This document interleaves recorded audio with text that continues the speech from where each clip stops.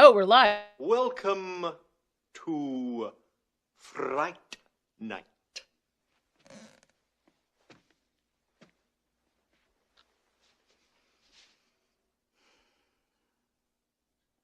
For real.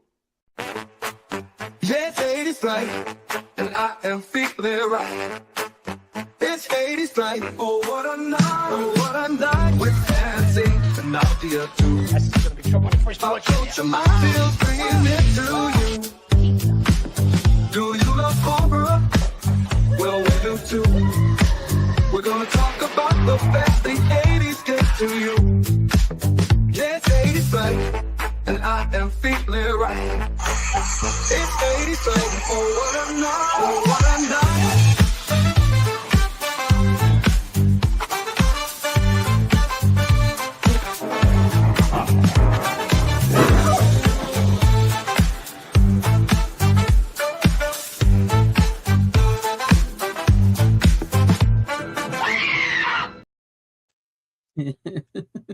What a great intro. I love when you sped up the clip from the howling and knocks her down. Yeah. I sped up all of them, actually. They're all. I know, but the way that one goes, it's just like. But yeah, knocks the shit out of her. And she's also in Gremlins. She's the mother with very little money that asks the old lady to be nice to her. So she liked working with Joe Dante. Yeah. Yeah, old lady that owns the town. Why would she ever be nice? Yeah. We did Gremlins this last weekend, and Tom and I did. And then it looks like we're going to do Gremlins 2 this weekend. The new batch? Yeah. Tom is, I was messaging him tonight. It's like, are you going to be here? He goes, pretty sure. A guarantee without a guarantee. It's That's not the first time. yes. Yeah. You know, it's not the last, first time or the last time that I will start to do a show with Tom and Gerry, and then he's like not there or ends up late. Happens. But yeah, I don't get upset about it. I feel grateful that he's doing this stuff with me. We enjoy it. Yeah. So we got anybody in the chat who's here? Anybody yet? We got Random Brad Creator here. On Cam's Crash Course is a new member. So Cam, thank you. Random Brad Creator says, cult classic. Love this one. I won't be able to make the live. Have a great show, legends. That's my dude. Thank you. I'm a legend now? Awesome. I'll put that on my resume. Nadia. Well, I've gotten to enjoy so much working with the two of you. I'd rather call off a show than to do it without one of you. Oh, thank you. Aww.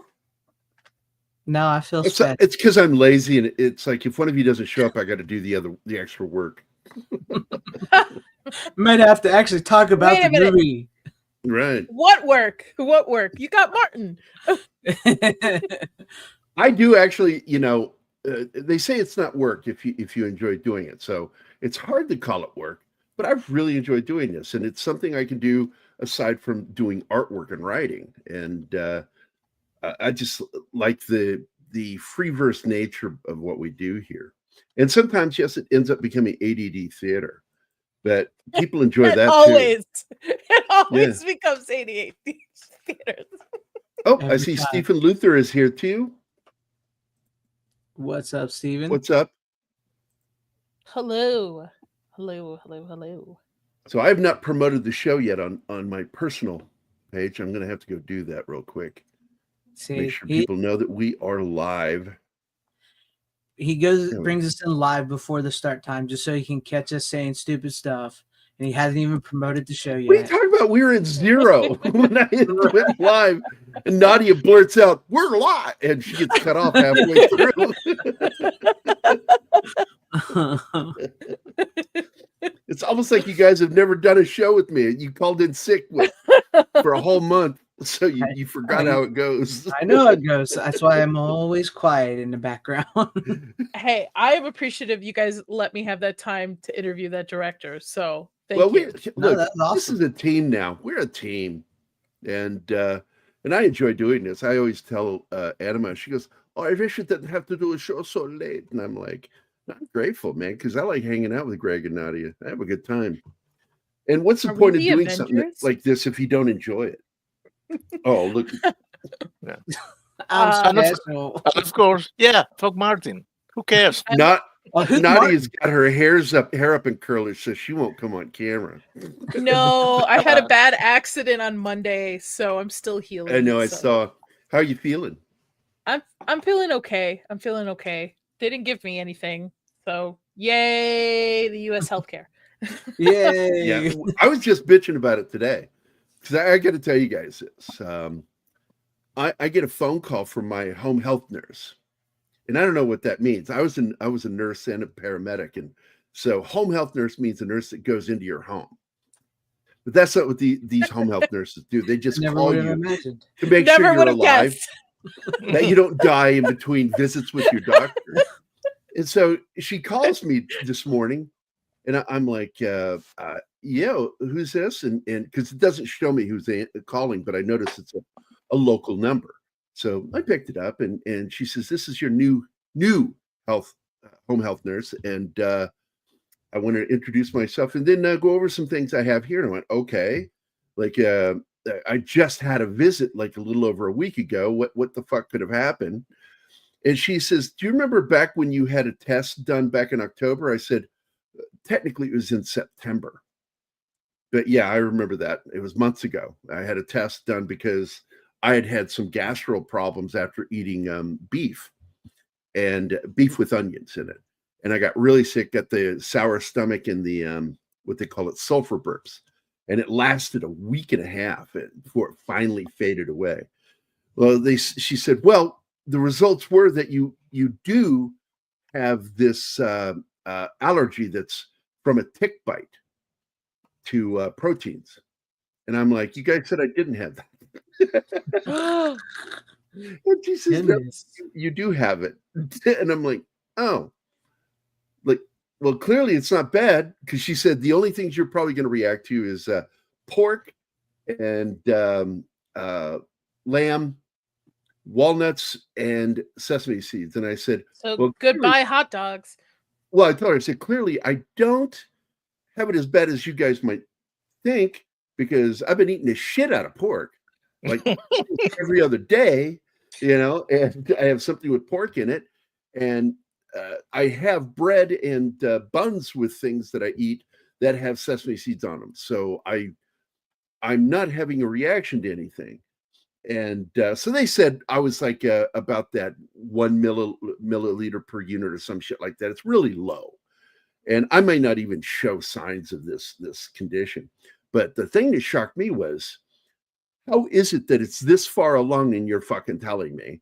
And two, like, was it even worth the call because it's so low on the serum level? And I was a little shocked by that. But I ended up doing a rant on Facebook about it today. I'm so annoyed at this stuff that the left hand doesn't know what the right hand is doing in the medical profession anymore. Welcome to the medical care in the US of A. Yeah. Mm-hmm. And there are people are like, well, don't you want to be on a VA? And I'm like going, this is the private sector. You think I want to be in the VA? It's even worse. Instead of like 2 or 3 months, it's fucking 6 months to a year before you find out things. You're dead. And your results come in. Oh, you have cancer. Jeez, man. Yeah. Well, at least you're not in Canada. They could No, have that's said to you. true. They could Mike have said to said you, so. "Well, Worse. you have that allergy. Do you want to die?" Yeah, Comic No, Relief Crusader said something like that on my page earlier, because he's a friend of mine on Facebook too. And he says, but then he said it'll probably get better here when we become the 51st state. Zax was telling me about Canadian healthcare when he was down here, and he's like, yeah, even if your American healthcare shit, it's still 10 times better than what we got up there. Like, It you is. just pray. Like, if you have the flu, just pray you can just handle it at home, because you will not be able to be seen or get a doctor's appointment in time. Jeez. Or they will send you a request form for visiting the self-deletion unit. Yeah. God. Oh, the So world vampires. we live in. Yeah, the vampires. Well, I haven't at even least, started the timer yet. at least, Right. at least for now, the self-deletion is opt-in. In the future, I guarantee you, it has to be opt-out. Yeah, opt out of it. Yeah. Oh, I'm sorry, you forgot to opt out. So you're going to the box, and I'm like, well, Kinda like Silo, where if you say out loud you want to go outside, that's it. You're stuck. You're going outside. They don't change their mind. Yeah, you go outside, and By then the way, you will I remain. just started watching that this last month, and I binged the whole series, and I'm now keeping up with the current. Steve Zahn's in it. I fucking love Steve Zahn, but that show is really fucking good. I've seen all of season 1 and only episode 1 of season 2. So I don't watch much new stuff, so. By the way, it'll be new to you in like 20 years. Yeah.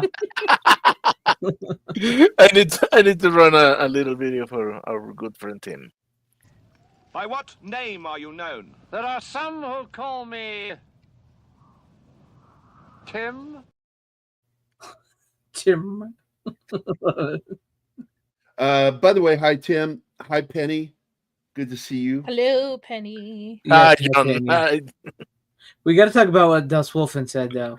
yeah. 'Cause, like, Fuck the Dust homeless Wolfen. guy in the booty. Who's the homeless guy in the booty? Fuck that guy. We're I gotta never tell gonna you, I get do this look movie. like a I'm homeless okay guy. with that. Anima kind of likes the beard on me, but at the same time, the only reason I have this beard right now is I just haven't felt for like shaving for like Or weeks. brushing it. I keep a beard because I'm ugly, so it hides the face. So- Me too. I do brush Me it. I do brush. I'm this Middle thing. Eastern. We grow beards every day. Middle Eastern I women. actually have. You're Lebanese. Nope. No, I'm white. Yes. I'm like Irish. So, What Middle Eastern here. are you? Are you Semitic? I'm Jordanian and Palestinian. So you do have some Semite in you. Okay. I don't know what If that you're- means, but yes. Yes. People think Semitism means Jewish. It's no. It's anybody from that immediate region. Oh you're no, yeah, Semitic. because my family's like one of the biggest Catholic families in the Middle East. Like my great grandfather built one of the first Catholic churches out there. So The joke here would be one of the first Catholic churches burned down. probably, yeah. When we went to go visit it was not much less than it. So. Yeah, it's a tough neighborhood. yeah. Still I'm is. like- Oddly, Christians do really well in Egypt, but Women don't. So Yeah. no. The less is said Really? about that. yeah. No, I'm German Irish with some Native American, so My mom is Native American and French. That's what she was. I am 88%, over 88% Celt. That's Scotch, Irish, Welsh. And Would never have guessed. never. But I've always told the joke. I said, one German fucks his way into the family, and I got stuck with his name. Lousy Greg, kraut. if I could high five you right now, I totally would. Here you go. Imaginary, yeah.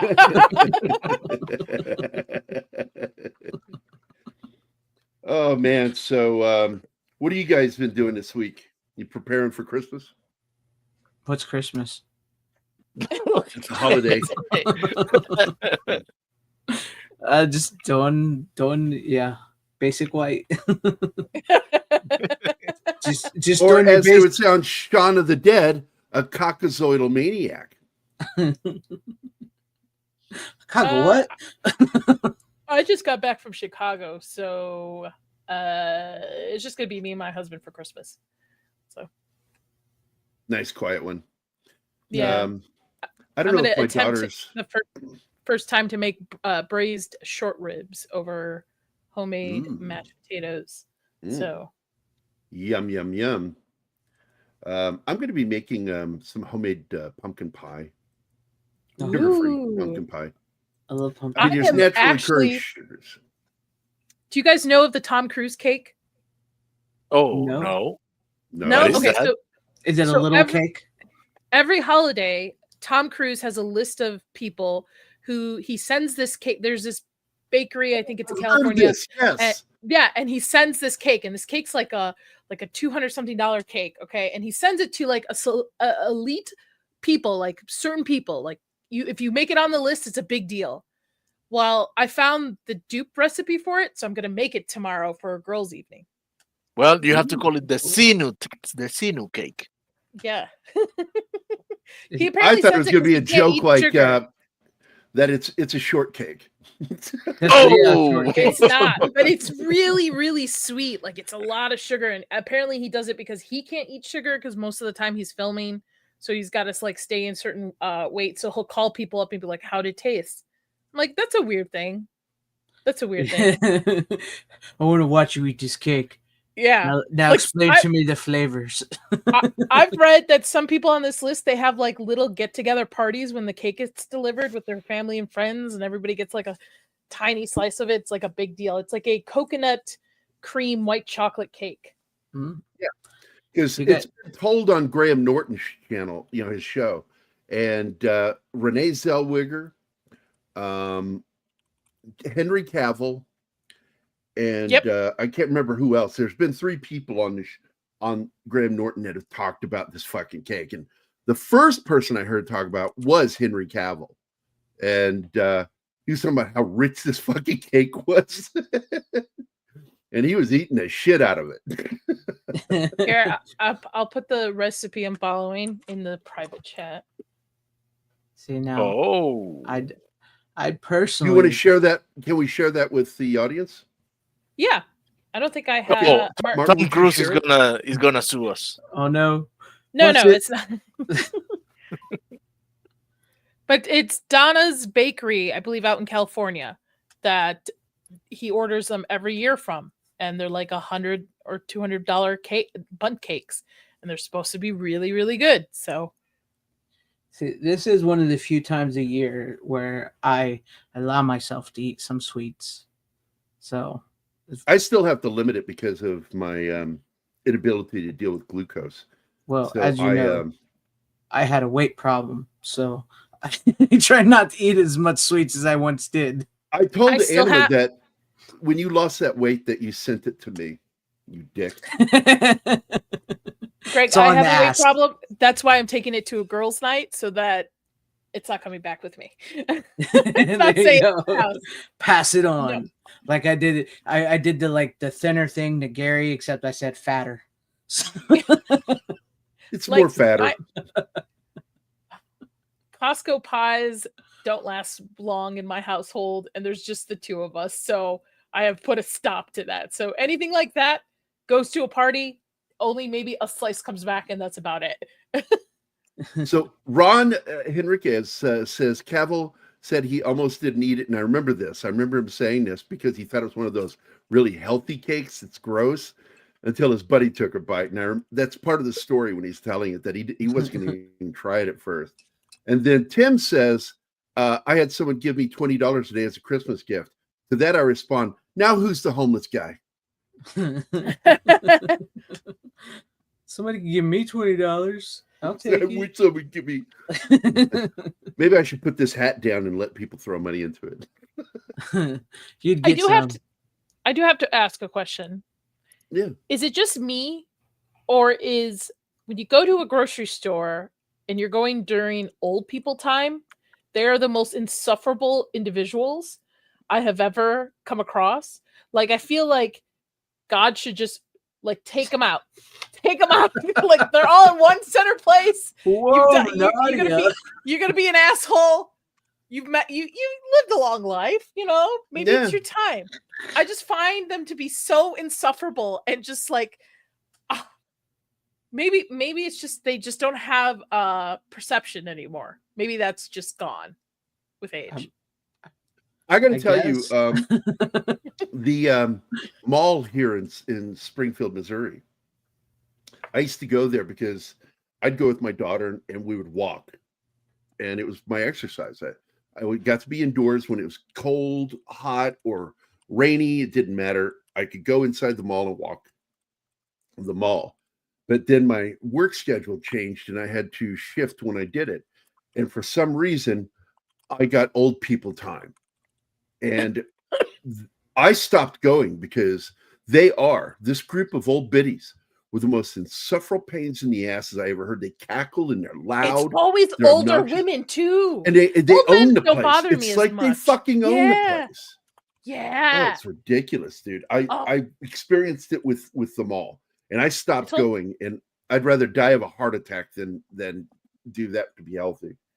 Well, so before the pandemic happened, when we were living in Indiana, our grocery store was a 24-hour Myers that we had. So like if we couldn't sleep or anything, or we wanted to, we could go really late at night and go grocery shopping. There's nobody in the store really. So nice. But when the pandemic happened, they removed all 24-hour stuff and it never came back for most places.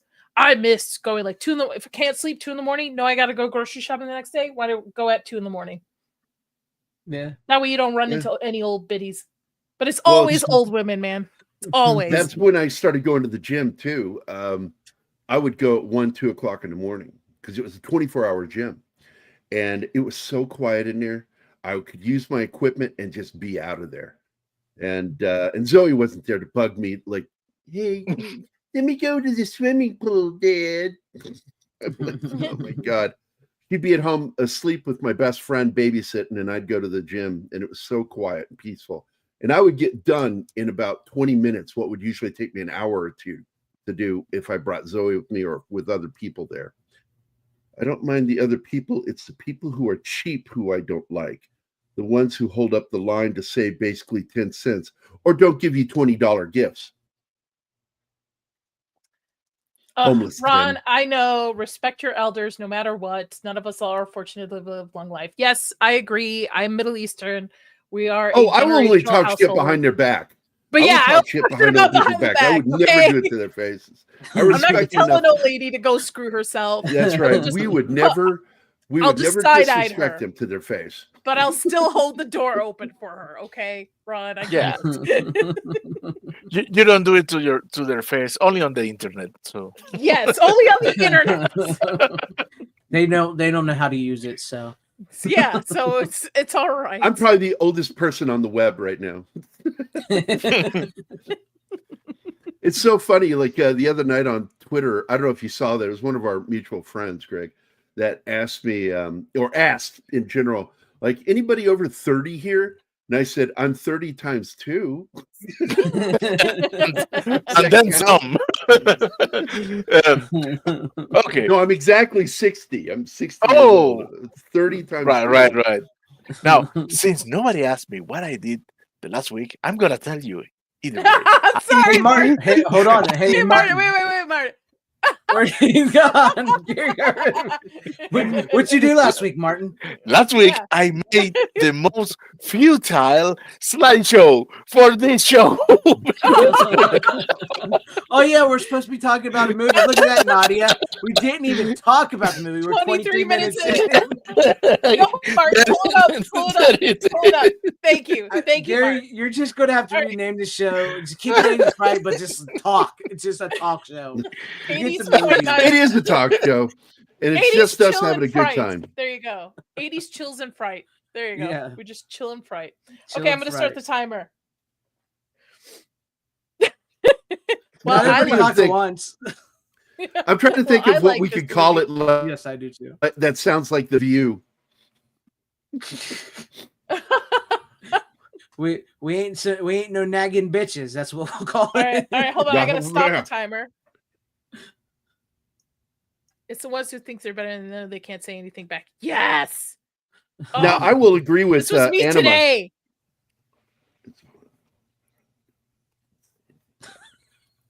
Oh man, I've been caught in that situation. It's like back in even high school, I ran into a situation where I'm in the lunchroom 18 and seconds. somebody throws food and hits me in the back of the head. And I stood up and I'm like ready to beat somebody's ass. And I'm like, Who the fuck did that? Come on, man. Stand up. And the tiniest fucking guy I've ever seen in my life stands up and goes, did it. And I just got quiet and sat back down. I didn't do it. This is a no-win scenario. You should have said, good aiming, sir. Good aiming. So I was pointing out some things about this film, about the awesome cast in this. And so I'm pausing just for a second because Tim Thomerson is like, I've idolized that guy since I was a kid. Oh, yeah. And anything with him in it is going to get my attention. But it's not why I saw this film. The reason I saw this film is because on the poster, I could see that it had Lance Henriksen in it. It had Jeanette Goldstein, Vasquez, and Bill Paxton. Three of the main cast from Aliens in it. And I'm like, what are the odds of that? You know, and got all three of these in here. And then this kid's okay. I thought he was all right, but even he ends up becoming somebody. That's fucking Adrian Pasdar from Heroes. He played the brother that he could fly, as I recall, right? I think so. He was kind of like Superman. Yeah. But just what an amazing cast in this film. And that girl, I mean, who didn't like her back in the 80s? Jenny Wright was like cute as shit. But I do want to quote Anima on this, that the beginning of this film's weak because there's something wrong with this kid. Who talks like this? They're country, man. Yeah. And, if you've never She was seen, really taken aback by how speak- quickly he's what? Hold on. no, I was gonna say if you to Nadia, if you've never seen Trancers starring Tim Thomerson, watch Trancers. Trancers? That and Doll Man. Yeah. Both of those are great films. Yeah, they are. I yes, they are, but I love Trancers. That There's is like one of my multiple ones. 1984? Yeah, the original's from like 1980 something, like 84. Yeah, there's sequels. Now but I'm going the to tell first you one's some the best. trivia that you might not know, Greg. What's That Tim Thomerson served with Brian James, and they were best friends. Oh, that's awesome. Actor Brian James from Blade Runner and all that. And because I knew the James family, I'm the one who announced his death when he died back in '97, and nobody knew. I didn't let it out because it was a family secret why Brian James died. And Tim Thomerson was there, you know, for a lot of this shit. That Brian James was a cokehead, and he had gotten clean, and he went to Africa to shoot a film, and started doing cocaine in a little bit. He thought, I could do a little bit, and I'll be fine. I can control this, and it didn't work. And he had a massive fucking coronary from doing so much cocaine. Years of abuse, and he got one bump too many, and fucking fell down dead. But Tim Thomerson served with him. They were both Vietnam War veterans and were best friends in Hollywood. And Tim Thomerson, a lot of people don't know, was a stand-up comedian, because that's how I got introduced to him, doing stand-up comedy at the Improv. And did either of you know any of that stuff I just said? I did not know about the serving with Brian James stuff. So But I you knew don't about the know comedy. shit, okay? So, all New right. this game. My name Everything's is new. Nadia. All right, there's this everything's movie- new for me. There's this movie called Near Dark, and Adrian Pasdar's in it, and he talks funny in the beginning, apparently. So- Yeah. I had to get go it. surfing the pirate seas to watch this. Yeah, it's a hard one to get a hold of.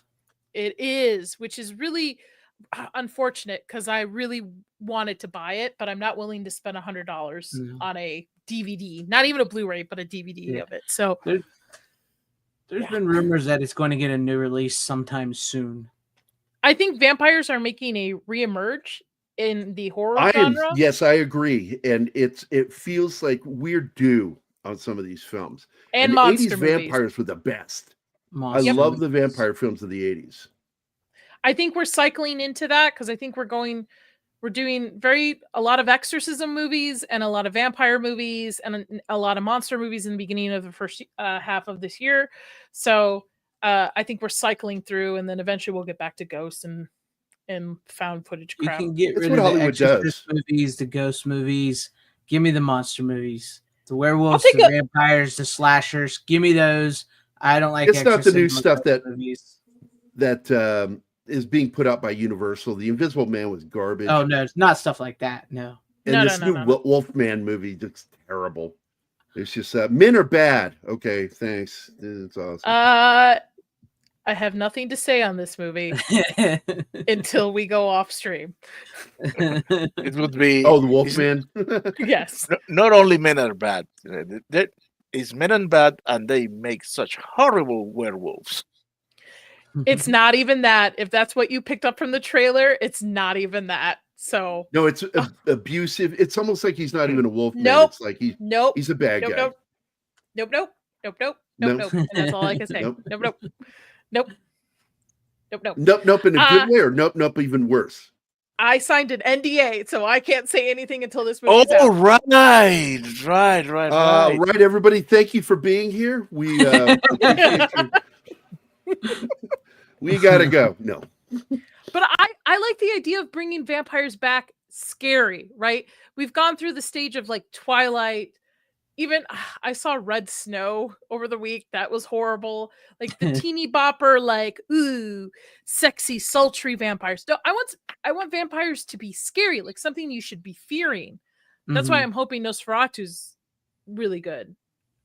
Though I really hated the fact that they released the clip today of him talking. I'm like, leave stuff for the movie, man. Like, Yeah, leave make it a stuff for us to surprise. see it.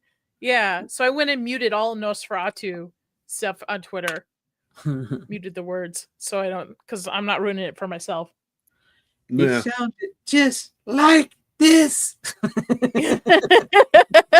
Go high Hard to pitch. rap it. Yeah, I can't do that high pitch like the So I do want to say that she was one of those pretty female actors that played small parts in the 80s. She would It was one get of those- like a lead role, but it was never the lead role. But this was pretty good for her back in the 80s. And she was gorgeous. And she was one of the females I had a crush on in the 80s. Her and what's her name from Ali The Sheedy. Breakfast Club? Yeah, Ali Sheedy. Two of my biggest crushes in Hollywood. You can tell a lot by a person by which one of them they gravitated towards in the Breakfast Club. Was it the like gothic type chick or was it the cheerleader chick? So I have dated so many goth chicks, cheerleaders. Molly Ringwald or Ali Sheedy. I didn't want to go out with them. I have a lot of friends who are cheerleaders, but I never pursued them because I don't know. There was just something weird about them to me. Goth chicks, and you get this bad idea like they're shy. I've never met a shy goth chick, but they're usually smart, and I really dig really intelligent women. And Adam was like, "Why do you date me?" And I'm like, "Because you're a lot smarter than you realize." And I just like smart chicks, nerdy smart chicks. Hey Martin, you're in luck. No, What? that was mean. I'm What? sorry. Oh, what? I didn't understand that. I I was did. being I goofy. knew where Greg was trying to do that.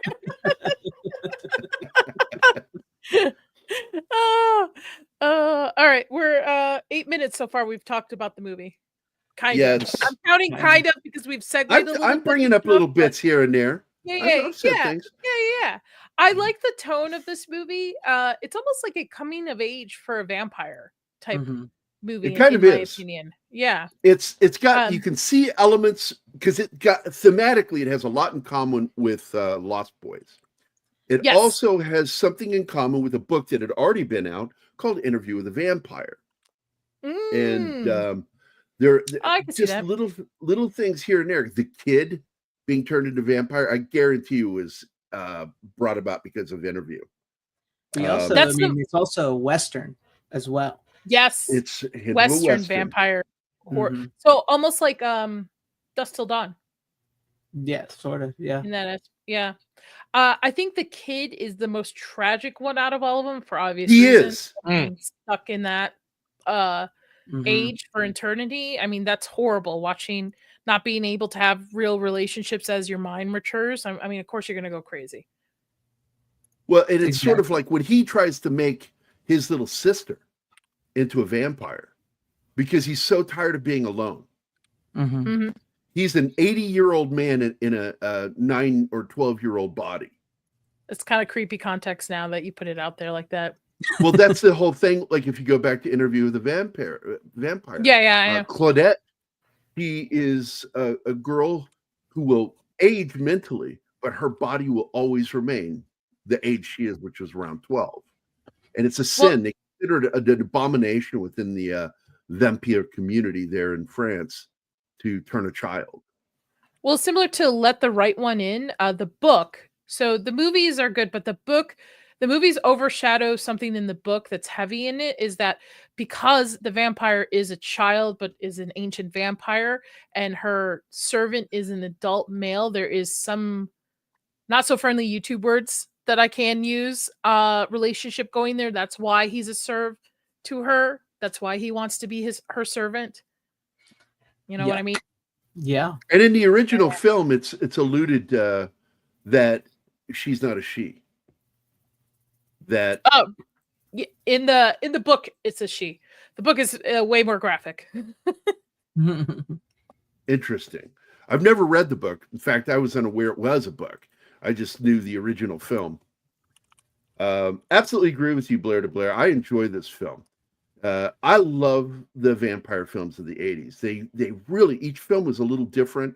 They varied on themes, and they had their own version of how it works. In this film, it's like a venom or a virus that you pass through a bite. Unlike the traditional one where you had to drink the blood willingly to become vampire. The vampire, yes. And this is one of those underrated ones because it kind of came out around the same time in between, like if I remember, like Lost Boys and Fright Night. So I got lost compared to those two movies. And it almost had a limited release theatrically. I happened to get lucky to see it in a theater, and because it kind of quickly went to video, and it's kind of sad because it did suffer to many of the films, even though it was blessed by James Cameron, who was banging the director Kathryn Bigelow at the time. And I said banging. What? Banging. It was banging, bro. It's your channel. But he's the one who suggested the 3 cast members from Aliens because they're already a built-in ensemble. They knew each other, were friendly with each other, and it made great because their chemistry. And anybody who's a fan of Aliens loved to see these 3 together again. They never even say vampire in the film. No, they don't. It's sort of like saying the Z word in Walking Dead. And even in the movie Shaun of the Dead, you said we weren't going to use the Z word. He said zombie once in the film. It's true. It's true. But what is that? I want that back up what Ron said. What was that? Jenny Wright played the American. Oh, yeah. She was in Pink Floyd The Wall. Someone did a good interview with her a few years ago where she talked about why she left Hollywood. So many of them do because they see there's a problem, and we've only seen just the tip of the iceberg. And I'm pissed at some of the Hollywood elite who have turned a blind eye to this behavior in Hollywood and the way young actresses in particular are treated. And certain big Oscar-winning actresses should shut their fucking mouths because they're a part of the problem. So, yeah. Also, just by the way, breaking, multiple reports emerged that there are at least 10 large drones flying over LGA Airport in Queens, New York, and surrounding areas. I'm telling you right now, this is a psyop. When I heard the Department I stopped of the Defense timer. and the FBI and none of them, CIA, nobody, we don't know what this is. Yeah, and they were nonchalant about it, like they didn't give a shit. And I'm like, this is a psyop, and it purely is. And I'm so over it already. Like the minute any of my UFO buddies, because I do a UFO show with Don Ecker over on KGRA, and I'm kind of over this shit. Just over it. I don't know. They're not UFOs. They're not aliens. This is a psyop by parts of our own government to fuck around because of what's happening in January. And that's all I got to say. Gerry, did you know that starting in January, I will be watching the X-Files for the first time, doing my first watch through of it. Oh, Yep. we got to talk about it. I love that show so much. Oh my God. That first season in particular. Oh my God. Great. I am terrified of aliens, so this should be interesting. Hey, I have it all on physical media. Oh, I bet you do. I do. Don't worry. The thing with the alien, you won't see aliens right away. Well, I think maybe a little bit in the first episode. And the aliens But tend to be in it human comes form when later. you do meet them. They're like you don't hybrids. spoil it. You don't want to spoil it because it's all about. Yeah, don't spoil it. Don't Yeah. spoil it. I don't But- know anything about it, so Yeah. Don't. You'll. I think you'll love it. I will tell you this. Mulder and Scully make some movies later. And only one of them's good. Yeah, the first one. okay. So watch the entire series. Don't add the movies in between anymore. No, you have to add it in. You have to add it. You have to add the one movie. The Yes. one First movie, one. the Okay. first because one. it's actually part of the series. Because where like one season Answers. ends, the movie picks up where that season ends, and then when the next season begins, it picks up where the movie ended. So And Okay, I will I'll have tell to you look it up. this. Yeah. Scully and Mulder are banging. They're banging. ignore At some him. point, yeah. So wait. How many X-File movies are there? There's Two. two. There's There's only two. two. There's- There was Okay. talk of doing a third one, but the last one did so badly that it's not a good gonna movie. Yeah. happen. But And the so- last. I'm sorry. Go ahead. What season do I watch the first one before? Well, I think if I remember, it's after season 4 or 5. Is Oh, I watch got it. some time. It's Okay, between I got 4 some and time. 5. Yeah, but the Okay. second movie came way after the show was done. It came. Okay. It opened up at one of the reasons it flopped, and besides it being a crappy movie, is it opened up against The Dark Knight. So Whoa. Ooh. Good luck. Yeah, and I stopped Yeah. watching after season 7. I was done. Yeah. Oh, It was kind of like over for me. Supernatural for me, which I think I stopped after, I don't remember, maybe 6 or 7, and then I watched a recap video on it yesterday, and I was like, oh, you know what happened? These writers wrote them into the biblical corner. I don't think they realized the mess they were doing by adding biblical, like they should have just kept it monster hunting, supernatural Yeah. stuff. You can add demons and angels, but not like, don't go into a biblical sense of it. And then I think they wrote themselves in a corner and it just ended horribly, that show. So I'm glad I didn't finish that. And last the 4 or 5 prequel seasons. series is horrible. They should have ended the series of season 5. I agree with you. And then gone into the films. Absolutely. I agree with you. They should do sort of like, Community did. 5 movies or 5 seasons in a 6 in a seasons film. in a movie. Yeah, 6 seasons in a movie. 6 seasons.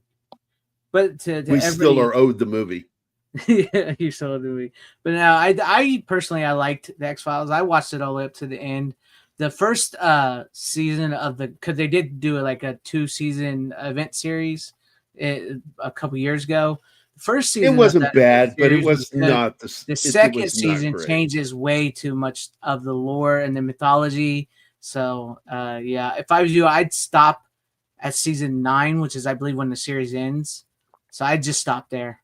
But if you want to go further, you can. I mean, Wait, how many seasons are there? there's like 9 seasons. 9 seasons. 9 original That's cool. seasons with 1 movie in between, and then there's a movie that came out years and years later, and then there And was then 2 they brought event the show series. back. Then they brought the show back for 2 seasons. event seasons. Yeah. So I love Okay. the nod to the night. Not gallery. The Night Stalker with the guy walking around Oh, dressed yeah. like Kolchak. That was cool. My favorite episode, while Mulder was still there, was season 6, episode 7. Terms of Endearment with fucking Bruce Campbell as a demon that just wants to have a normal life. you're spoiling it. Stop I'm not gonna spoiling. tell you more. But at least you know, Oh. dude, Bruce No, Campbell's no, in it. well, Yeah. you cannot forget that episode with the vampires in the West. Oh, Are mean you Near catching my Dark? vibe? Yes. You All right. mean Near Timer Dark? started again. Timer started again. Wait a minute. We're talking Near Dark. So this is showing how they commune. And she's bitten him. He's turning, and he's trying to walk home, and he's feeling the heat of the sun. It's not even risen yet. And then their RV comes driving up. She opens the door, and they pull him in to save him. And now he's going to start learning what he is. Now, let me tell you something. They pull it in the RV, in the van. Well, no, the RV to save him, and instantly everybody says, "Let's kill him."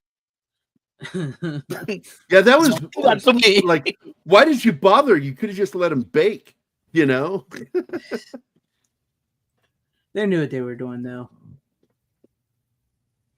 Did they? It's an early film for Kathryn Bigelow, by the way. A lot of people don't know this was directed by a woman. I knew that.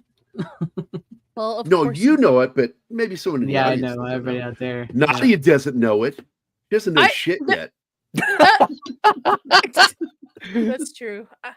I'm We've got her early in her Did she- career in loving horror. Didn't she direct The Hurt Locker? Hmm. I don't like to Thank- talk about that movie.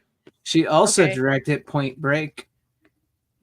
I've never seen A that. film that I do enjoy, but You've never seen Point Um, Break? Oh, I love Point Break. I've never you'd see seen Point Keanu Break, Reeves scream and and shoot his gun in the air. It was great.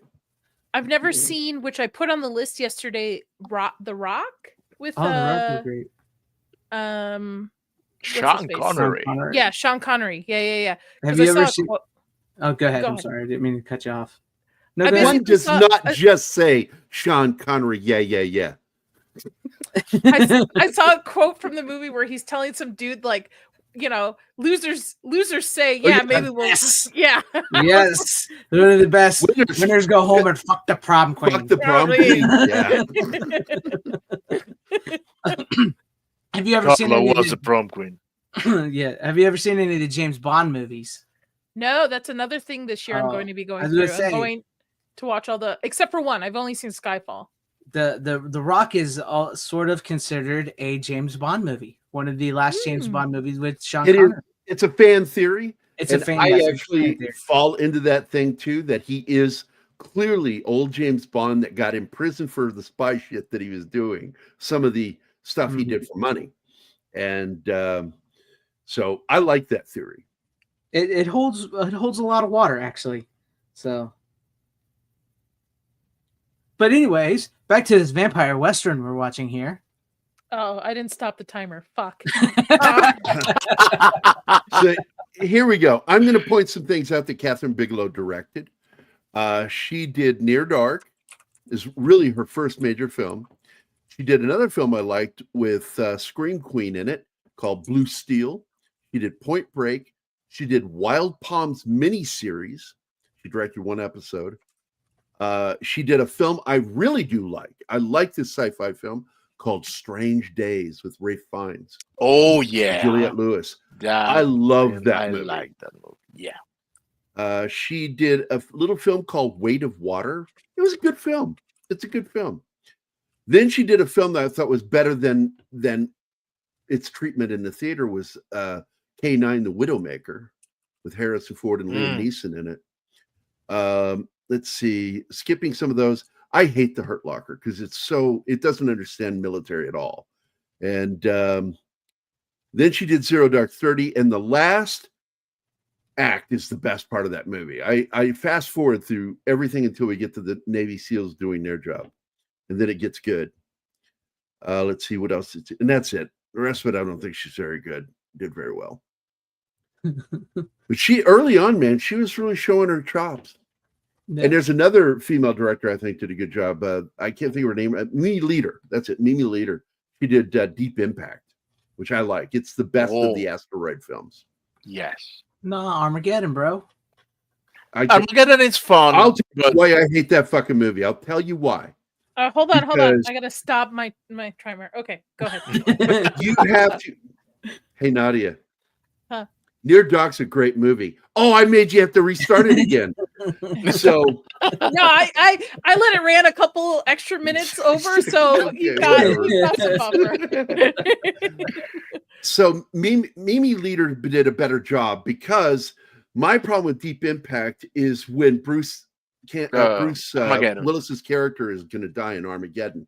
I got so fucking angry because you have to go through his death 3 fucking emotional times. That's what makes it so fun. I got so crazy. fucking angry. I got up and turned off the movie. I couldn't fucking watch any more of it. I said, you can abuse my emotions once, maybe twice, but you try to pull a third on there, you're fucking done. And it took me a while to eventually watch the end of that movie because I was so angry that they did that. Oh, I love it. I got to be honest. I don't like Deep Impact. I don't think it's a good movie. But What? I I love do. Armageddon. I love It's Armageddon. very realistic. The only thing that's slightly unrealistic is the whole mountain scene. Yeah, just deep in. I never resonated with Deep Impact. That's the honest truth. But I do love the audio commentary in Armageddon when Ben Affleck tells Michael Bay. He's like, "Why don't they just send up real astronauts? Why train a bunch of oil It's drillers? got to be do easier this?" to train them astronauts Yeah, to do this yeah. job than He's the other like, way "Shut around. the fuck up, Ben. Shut the fuck up, He Ben." just shut the fuck up, Ben. Do your job." Yeah, the only problem I had with Deep Impact was the scene where they're going to make it up that mountain on a motorbike, and I'm like, do you not know how fast that fucking wave is coming across the country? Yeah, well, to be honest, I tend to ignore that story in the movie, the Elijah Wood story. I focus on the father and the daughter. That is the best one, and I openly cry in that scene because as a dad of a little girl, when she chooses to be with her dad and die with him, and the last word you hear is "daddy," right when they get hit by that wave. So Pasdar is actually, I got to tell you, I'm surprised his career didn't take off in the 80s. I thought he did a really good job in this role. Which one? As the goth cowboy. Oh, Adrian Pasdar there. Yeah. Yeah. I don't. His career never took off till he did Heroes. It's like that was his. It's like And his career still didn't take off after that. Then Heroes felt, botched the ending of the first season, and that was it for that show. It was over. It's like you had one fucking job and you couldn't finish it. But I do have to tell you, I think he's a good actor. The other kid that played his brother has done a better job of acting and staying in the business successfully. I mean, he even played Stallone's son in Balboa. Yeah, Milo Ventimiglia. Milo Ventimiglia. And it's so weird how much he has a mouth like Stallone with the weird thing. Stallone had to have a stroke as a baby to have his mouth shaped like that. That kid just was born that way. He was just born a freak. You know who's a freak? Bill Paxton in this movie. Totally out of left field. Goddamn right. He fucking steals the show in this movie. He delivers a scene in here that is one of my favorites where they go into the bar and he does the whole finger licking good thing where he's licking the blood off his fingers. Yeah. He's insane in this movie. As soon as I saw that, I was like, I could fix him. I can fix it. Fucking women. Women and bad boys. I can fix them. No, you can't. Nah, I could do it. I could do it. Which is funny, speaking of Bill Paxton, I was just talking with Tom the other day about Galaxy Quest with Tim Allen.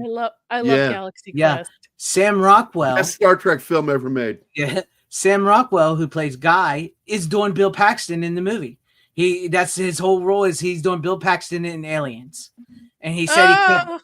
Yeah, and now when you go back and you watch it, you'll see it, because he said he was always constantly asking Sigourney, "Is this how Bill would do it? Is this what Bill would do?" She said, that's what he meant by that. Yeah, and he said Sigourney Weaver got so aggravated with him about it because he wouldn't stop asking questions about Bill Paxton. But that's what he's doing. He's doing Bill Paxton in Aliens and Galaxy Quest because he's absolutely terrified of the whole situation, just like Bill Paxton was in Aliens. That's it, man. Game over. Game over, man. We're totally screwed. What do we do now? Maybe we can build a fire, make some marshmallows, tell stories. Yeah, I feel bad for this kid, Sidar, because he really good looking kid. He can act, but his career has gone nowhere. I think he must have one of the worst agents. Well, he did marry one of the Dixie chicks, so but now they're Oh. divorced. Did he do it, or Gerry's did like, she "Oh, divorce him? I don't know. I don't really follow that stuff, but I did know that he was married to her and then they get divorced. So Goddamn. he just doesn't make the right career moves. What can he say? Even in his relationship, bad decisions. Now, by the way, Cameron is in the film. There's a bit where a guy flips Sidar's character off driving by. That was because Cameron was on the set. Because again, I want to point out he was banging Kathryn Bigelow at the time, and so he showed up on the set, and they put him in the movie, and he zips by and flips Sidar's character off as he drives by. Get on the road, motherfucker.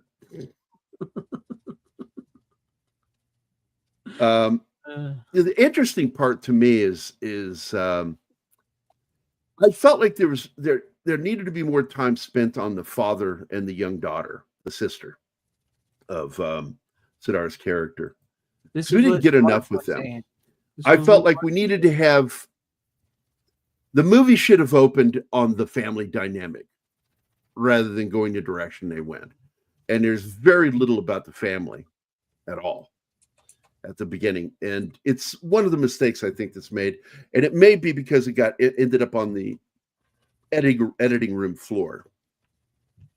You know, if we could get that brand new Blu-ray or 4K they keep mentioning, maybe we can get some of the stuff that we've not been allowed to see for years. All the special features of deleted scenes and everything. That would be so great. Instead of having to search the high seas for a pirate copy. Yeah. Not that we would ever look for pirate films. In no way ever. I would. I'm not gonna lie. I would. We're not the opinions of Greg and FanZcene are not those of Pop Culture Minefield. Dude, I get people tell me all the time in the comments, you can pirate this crap. I'm like, yeah, I know. I'd rather have a physical copy though. So Yep. I agree. By the way, I don't know if you guys follow Janine Goldstein's career. Do you know what she does now? And I've met her. She's really nice. OnlyFans? No. She makes her own line of lingerie for buxom women. I was close. Yep.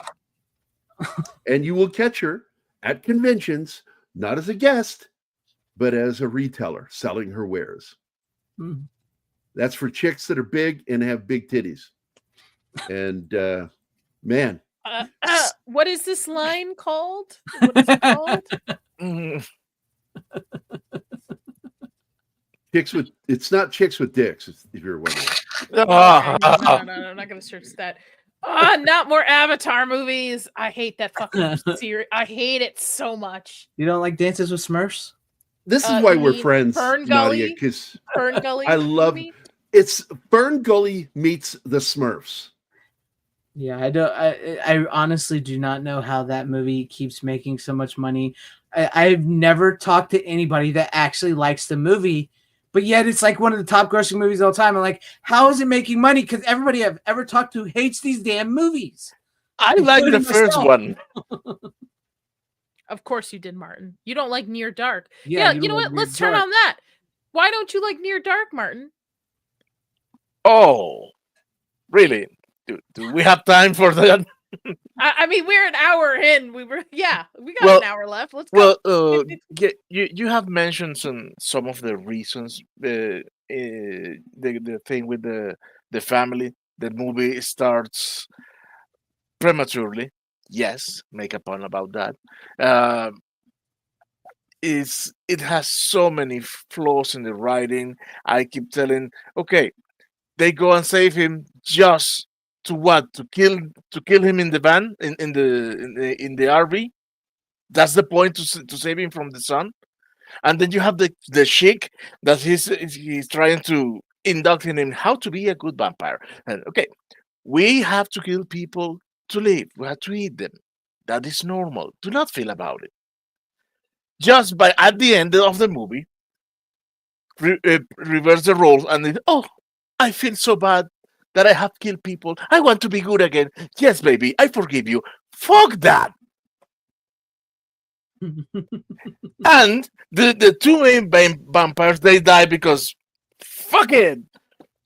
I Let's understood kill because this they were kid. really old, and I think they kind of reached the end of the line. That's how I Nah. always interpreted that. Oh, and Still that out is in a blaze of glory. then that is the reason that they fought the cops with bullets and nails and everything. Nah. It's badly written.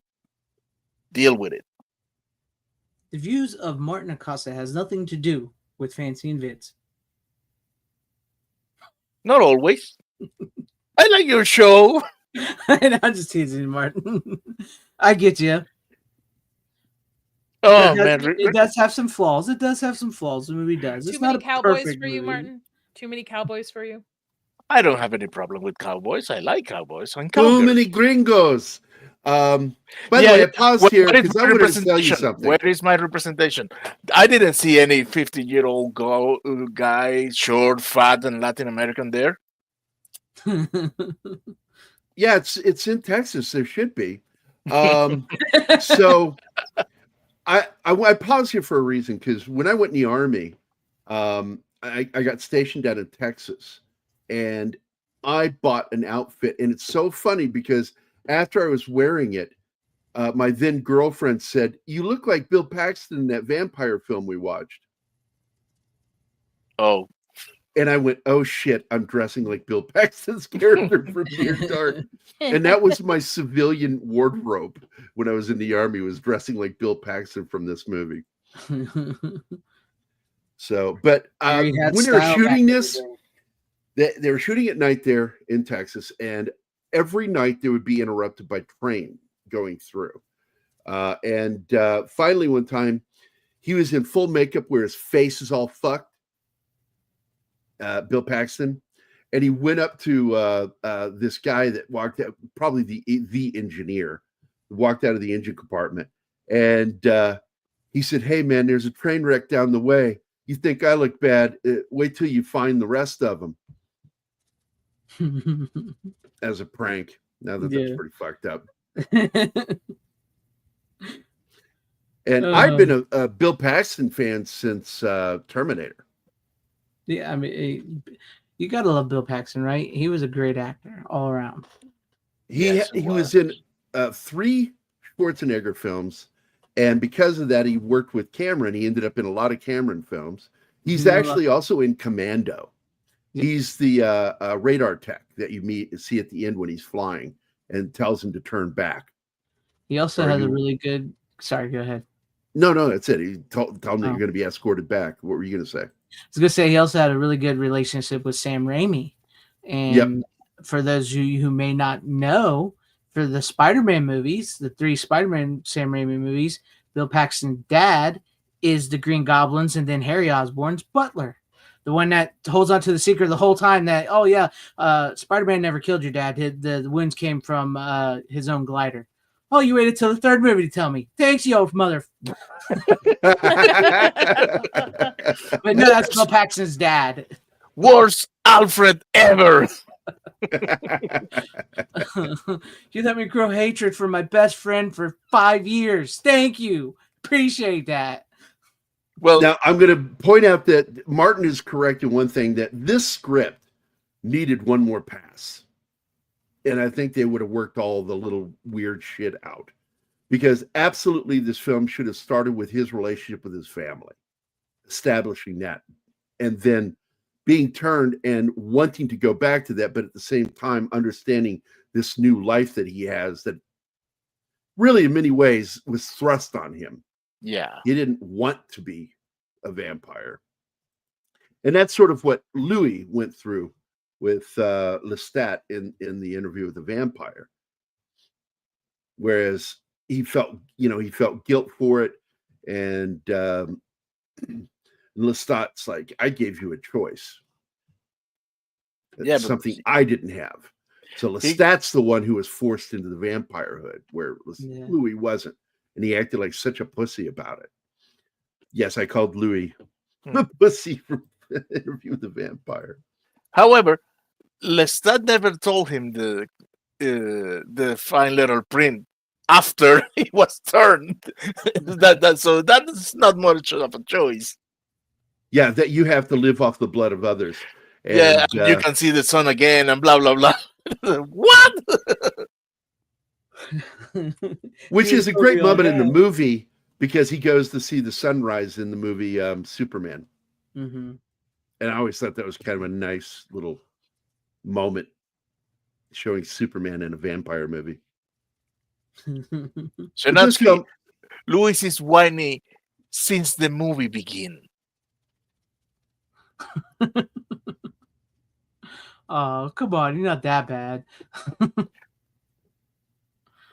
I still like this film. I consider Yes, it it's a good one film. of the it's of the vampire films from the 80s. I don't consider it the best. For me, the best vampire film is oddly not Fright Night, but Lost Boys. But my second favorite is, of course, Fright Night. I think that fucking movie rocks. And this one's like way down the line, but I do like this film because they once again vampires are monsters. That's why I like it. Well, when most people talk about vampire movies from the 80s, these three movies are the ones they mention. It's typically Fright Night, Lost Boys, and Near Dark. That's the ones they typically mention the most as people's favorite of the 80s. Of course, you could always watch My Best Friend is a Vampire. Yes. Mhm. I actually great bad movie. It's fun. There's another one with Nick Cage that's really not that bad. I like it. I've never watched The Hunger. I also love Monster Squad, but Once Bitten is a great fucking vampire comedy of the 80s. So there is this movie. I don't know if it is from the 80s or not, and I can remember the title of the movie for the love of me. But it's about a kid. I think it's at the end of the high school or beginning the college. He gets turned into vampire, and then he gets privy to the fact that there is a vampire community on his town, and the guy in the butcher, it's aware because he sells them pig's blood. You're talking about My Best Friend's a Vampire. I think that's what he's talking about. Yeah. Yeah. Well, Martin, you need to check these out because Vampire's Kiss with Nicolas Cage, it is not terrible. Once Bitten is a lot of fun. I enjoyed the crap out of that one. Monster Squad has Dracula in it. Vamp is another one that came out in the 80s. I did not like that movie. I like Vamp, but it's not great. It's not great. Lair of the White Worm is actually pretty good, but it's a different kind of vampire. And it is based off of something written by Bram Stoker's. Waxwork involves Dracula. Very good movie, Waxwork. It's the other film with the kid from Gremlins that I liked. Let me think if there's anyone. Vampire in Venice with yes, actor. It's not bad. It's Klaus a good film. Kinski. Klaus I'm Kinski. back. Klaus. Oh, and Life Force. Life Force is another vampire film. Hey, Space Nadia's vampire. back. I have to see Shadow of the Vampire was recommended to me. Mm-hmm. That's great. You should watch that. I have a great 90s Bruce Campbell vampire movie for you. Well, Shadow of the Vampire, just want to point out, that's a 2000s film. It was made in 2000. And it is a great film. We actually covered it on the regular channel. Tom and I did. So much cool shit in that. It's basically the making of Nosferatu if the vampire was actually a vampire, the actor, Max Schreck. So what were you getting ready to say, Greg? I was going to say I can't say it's a great movie, but I love the movie because it's one of those just bat crap, crazy B-type vampire movies called Sundown from the 90s, starring Bruce Campbell and David Carey. Oh, I remember that, yeah. Yes. It almost sort of goes hand in hand with this because this is like a Western. It's sort of like a Western-esque type of vampire thing. This family moves out to this old western like town or whatever, sort of, and everybody there are vampires, led by David Carradine. And Bruce Campbell is like the not to spoil. I don't want to spoil too much, especially if nobody's seen it. And Bruce Campbell is like the guy that hunts Dracula. What's his name? Van Helsing. Van Helsing. He's like the Van Helsing of the movie. So I'll check it out. It's just cheesy. It's bad. It's fun. David Carradine was drunk the whole movie. Bruce Campbell said so himself. He's like, he's drunk the whole movie. He's like, I never knew what the hell he was going to say. I just went along with it. It's such a fun watch. It's a paycheck. It was Okay, a Greg. paycheck. Greg, have you seen A Polish Vampire in Burbank? No, I have not. Oh, that's a terrible movie. Terrible. Two comedies that were made in the 80s. One of them, while I was in high school, was Saturday the 14th, which involved a vampire. Mm-hmm. And the other one involved a fake vampire called Transylvania 65000. Oh, I love that movie. With Ed Begley and Jeff Goldblum. I love that I enjoyed movie. the crap out of that. I have. Go ahead. No, go ahead. No, I've been going ahead all the time. Go ahead. No, I've been talking for a while. You've been gone for a while. Fine, I'll go over you both. This movie is actually really good. George Romero's Martin is a good film about a vampire. So I have a group of friends that we do horror tier list. Like this Saturday, we're doing holiday, Thanksgiving, Christmas horror movies, and we're tiering them.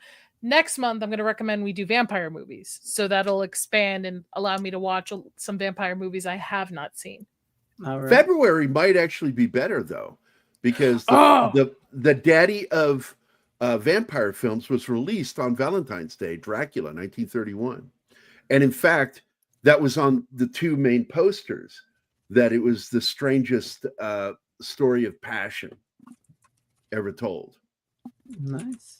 I love Bram Stoker's Dracula, especially the Japanese poster for it. It is very hot. Very hot.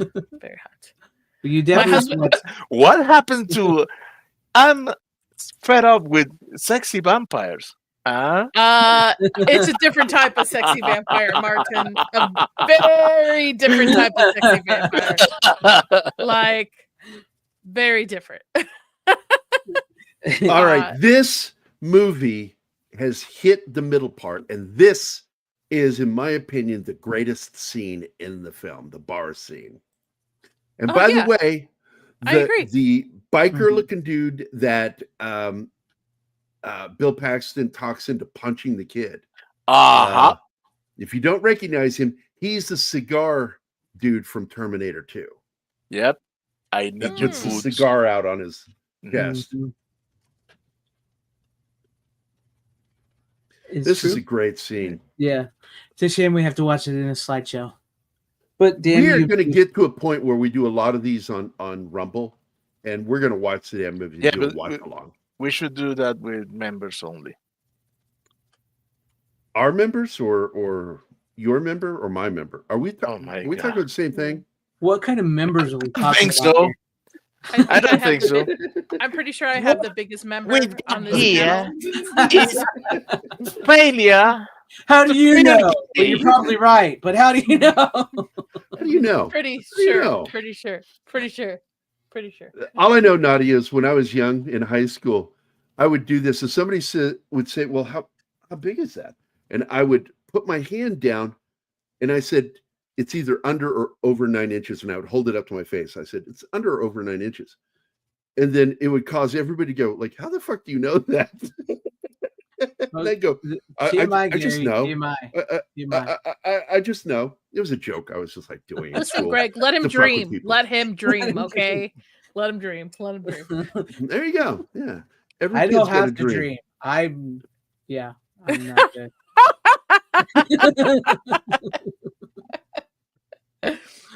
I don't want to say that he's big, but in high school they nicknamed him Soup Can. Anyway, better than getting called Meatloaf. I was pork chop, white meat. That's what I was called. I was called white meat. The writer and director both were intent on making a Western, but realized that the interest in the Western genre at the time was almost non-existent in the 80s. In fact, it wasn't until what was that Western that came out, the big one, Silverado, that there was even any kind of revival for Westerns. So it was recommended that they mix genres since the horror genre was in vogue at the time, and the two decided to make a horror Western.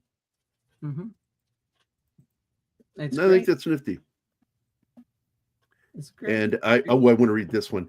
While shooting in the desert, Lance Henriksen relieved the boredom between takes by hopping in his car, taking short drives through the desert, still in costume, and often staying in character, according to Henriksen and Bill Paxton. And the two were stopped, because they would go together, by a policeman who became so unnerved questioning Henriksen about his speeding that the officer became visibly uncomfortable. Stepping back and placing his hand on his firearm, the obviously flustered officer decided to send them on their way rather than write them a ticket. Is you bad? Dude, I just pulled over a vampire. They have bullet holes in their shirts. Like, whatever, you're crazy. That's the guy right there. Yeah, that guy. He's the stunt actor who was in this and Terminator 2. Having, sleeping with James Cameron got her a lot of people for this movie. Who said you can't sleep your way to the top? Of course, and as I mentioned earlier, this was her first solo Sorry. major film. Right. I bet you are. So It was too easy. It wasn't Kathryn Bigelow's only first movie. The producer, Edward Feldman, sorry, I almost said Pressman, told her that if she couldn't handle or didn't know what she was doing in the filming after 5 days, she would be replaced, that they were going to fire her. And she kept her shit together. And I think a lot of it was that she had James Cameron probably feeding her how to do things. Mm-hmm. So feeding her that and other things. It's 9 inches. I hold my hand up to my face. It's 9 inches. That's why I always make fun of. I make fun of Cameron acting like a feminist when he was a real womanizer in Hollywood. No, it's almost like they're trying to appease the modern audiences today. Yeah, right. It's almost like it's an the act. modern audience that doesn't even pay for a movie ticket to go see your movie in theaters. That would love to talk about it. Yeah, I love those people. It's like, oh, you're just jealous because this movie is about a woman and a black guy. And did you see the movie? No, I ain't watching that movie. But you're just jealous. Thanks,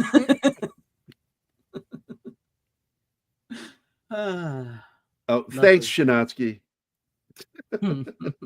Oh, come on. How does this show always devolve into? And there was me trying to keep us PG-13. We've talked 39 minutes of the actual movie. Whoa, that's a record. All of you lost. All of you lost. You predicted 15. Well, usually it's 15. Usually it's 15. Yeah. Now, there is a great moment when they're in the town, by the way, early on at the 21-minute mark, that in the background, there's a movie theater. And you see it a couple of times in the film. But this time you see what's playing. And do you know what was playing on that theater marquee? No. Aliens. Oh. Dun, dun, dun. Dun, dun, dun. Cameron, look, I'll teach you how to do this thing. Just market my movie in the movie.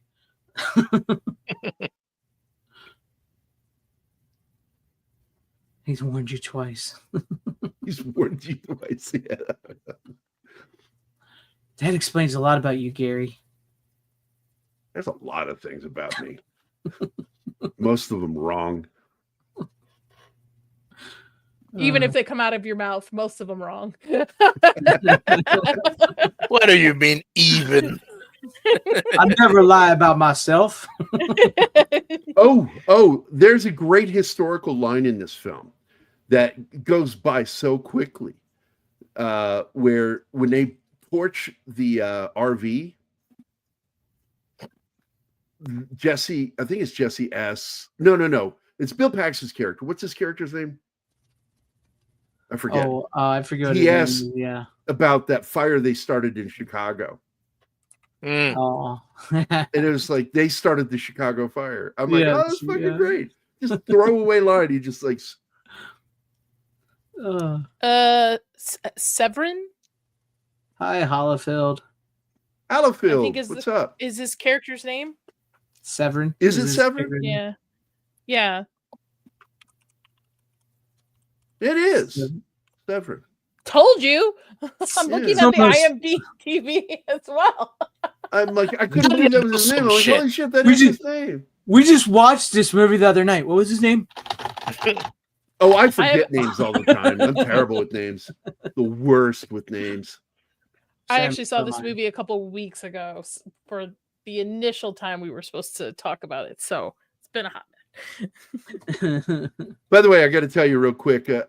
My old fishing buddy, Marshall Devaney. I'd known Hold him on. for I gotta pause. couple of Okay, years. go ahead. a couple of years, and he called me Carl for years. Coral. And he finally went to my brother-in-law, and he went, "Hey man, how's Carl doing?" And he finally turned to me and goes, "Who the fuck is Carl?" He goes, "Your brother." He doesn't say brother-in-law; he says brother-in-law. He goes, "His name is Gerry. You call him Carl?" That's who you've been talking about this whole time, because he kept like hearing this name Carl. And I always thought that was funny, calling me Carl. So there it is. You can hit the button. I'm done. Okay, hold on. Let's see. Okay. According to the making of Near Dark that appears on the DVD, the fog under Adrian Pasdar's shirt was caused by a complicated series of tubes leading to 5 lit cigarettes under his shirt. Hmm. Could you say he was smoking? He was smoking. Ugh. At least his body was. His Boo. body was smoking. That was a good one. Boo. I'll be here all week. Tip the waitress. Hit the waitress. According to the Near Dark, that appears again on the DVD. Yes. Oh wait, no, it's a repeat. It's the same thing. Let's see. Was the last movie produced and released by De Laurentiis' company, DEG, as the studio went bankrupt after this.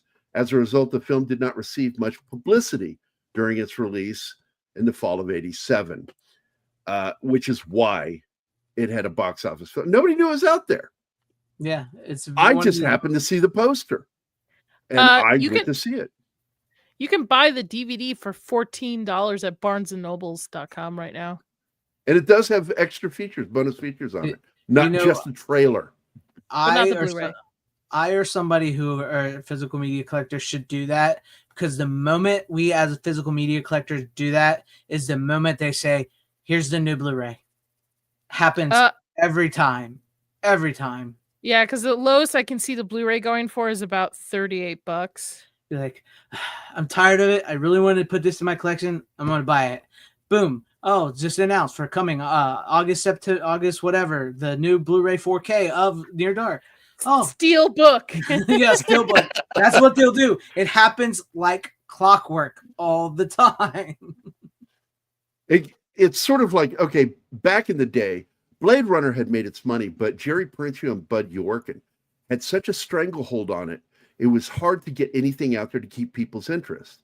And one of the few things that was available since '95 was the Blade Runner fan club, which I created online. And it helped build a following. And Ridley Scott and his producer that did all the DVDs and Blu-rays, they basically said, if not for Blade Zone, our website, this wouldn't have happened. That we helped bring the community together and build it online. And so therefore, that's why if you bought the special features for the release of the final cut, we're mentioned several times throughout the DVDs. And by name of the website and my buddy Gary Willoughby, because I wasn't running at that point. I was doing my artwork. And I felt a little snubbed by it at first, but then I'm like, oh, don't be a pussy about it. Be thankful they mentioned the website at all, what we did. This is a good stunt here. They did some great fire gags in this film. The getting into this, doing what he's doing here on fire. His hand is on fire too. Getting into this rig, and they had to shoot it from 3 different angles because they didn't want to have to do the stunt more than one time. Yeah, So dangerous. You got to do the fire stuff quick. Kane Hodder really likes doing the fire stunts. I saw that in an interview, and I was like, "That's scary, man." It's a thrill, I guess, because you got to watch how you breathe. I mean, in fact, you're not supposed to breathe. You know about he got set on fire for real. That's why he wears gloves and stuff, because you can see the burns on his arms and stuff to this day. And there's a scar on his chest too. Yeah, he almost killed him, and he's to this day he absolutely still loves doing fire stunts. He will do them anytime they need one. I think it's an exhilaration thing. I really do. It's a drug. Yeah, I think it is, and I'm not going to condemn it because it's a natural drug. The exhilaration you get, it's like jumping off a bridge or that crazy shit these bungee guys do. I'm like, yeah, fuck you, no thanks. I've rappelled off of cliffs. That's good enough. And I'm repellent by nature. I tripped over a rock out inside. I'm terrible at walking. That's the most extreme I do. I'm actually terrible at walking. That's why I have you can't do 2 things at once, can you, Kat? Can you? Oh no, by the way, my husband. So sorry to derail, but my husband. Does that matter? What? I mean, Gerry derails it all the time. Watch out for that curb. And while I was fixing my hair, and I go, oh my what God. curb? And right into a pile of rocks. But like a true Midwestern girl, I went through with the event we were going to until I realized my hand was twice its size and there was blood coming down my jeans from my knees, being like 3 layers of skin taken off. Oh my So then God. we went to urgent care rash. after I got my hot cocoa and saw Santa. So screw it. I don't care if I'm broken legs or arm. I'm eating Santa Claus and getting hot cocoa, motherfuckers. Let's go. Yes.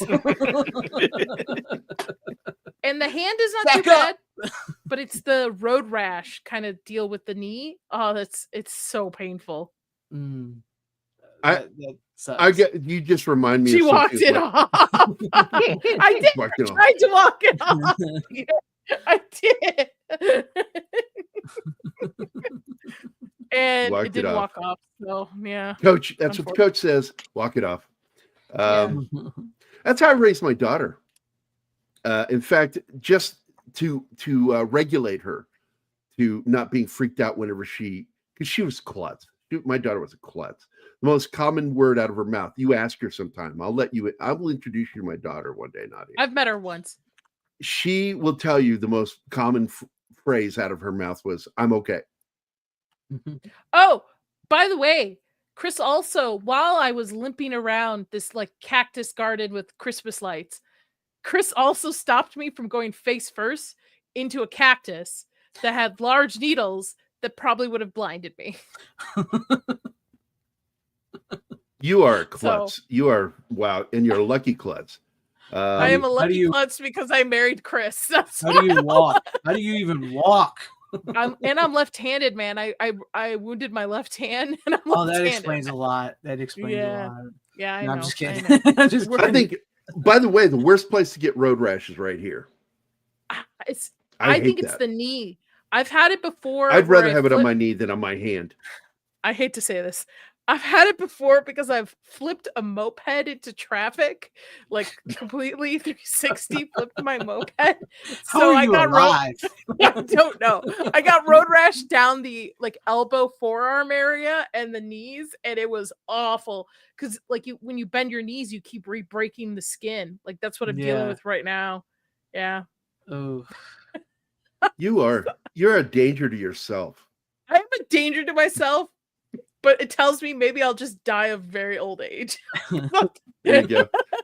Hey, to bring us back a little bit, here we go. We got a good comment here. I'm doing punch-ups on a noir vampire story. Vampires are great to write in different time periods and with genre takes. My favorite monsters. And I gotta agree, I like werewolves and vampires, my two favorites. Mhm. So I'm right there with Mine Hollifield. too. Yeah. So I wanted to bring up something that happens in this that really caught my attention, was that this whole problem they had with the that I have with there's no vampire lore is intentional. Kathryn Bigelow wanted this to be a vampire film, but there's no lore. The only thing she left in there was that the sun can kill them. Mhm. That's it. There's nothing else involved in this film. Oh, and that they can turn you with a bite, like a snake Yeah. bite. I do like when they sort of do that in a vampire movie, because most people by now, or even by that point, know all about vampires. So you get the gist is these are vampires. It becomes they bite cliche. ya. Yeah, they bite you, you become a vampire, sunlight kills them, go with it. Go. That's all you really need to know. You don't need, sometimes you don't need the lore or the mythology. Just know that these guys have been around for hundreds and hundreds of years, killing people, setting the Chicago fire, they're just being evil, and they're vampires. And this just happens to be a moment in their story. So this is, by the way, that creepy moment where he's entertaining the idea of turning this girl so he won't be alone anymore. Mm-hmm. Entertaining? He was setting the whole shit up. Oh yeah, he's totally trying to get her. My name's Homer. Hey. If your name is Homer, you need to always say don't. It's a rule. Don't. Oh, I just saw this LFG. Let's fucking go. Yeah. Oh yeah. You're old.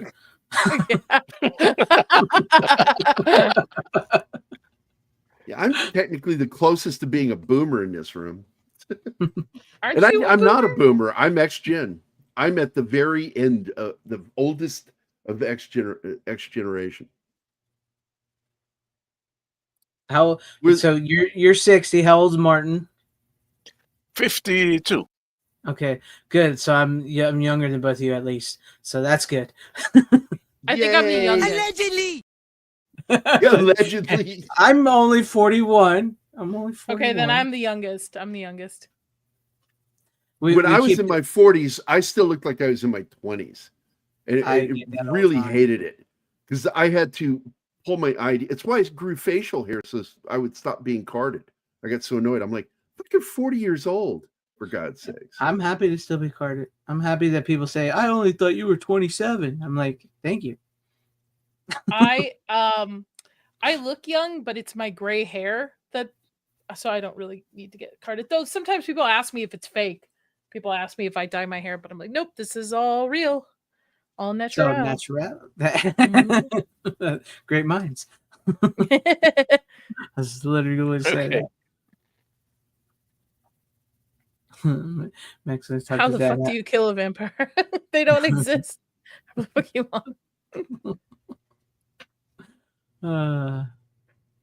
But how do we feel about how we haven't got there yet. We're getting there too. But how do you feel about how he ends up curing himself from vampirism, as it were? It kind of threw Anima, and she says, what's going on? And I said, basically what she's doing in this story is treating vampirism as a venom or virus, maybe both. That once it gets in your blood, you're polluted. But if you do a complete transfusion, it could cure you. Is what she came up with the film, that you can cure vampirism by purging the blood out of the system. But vampires drink blood, so you're drinking new blood almost every day or every other few days. Yeah, but one thing is drinking it, and the other is perfusing into your circulatory system. Yeah. And I got to tell you, by the way, he brought up Max Landis.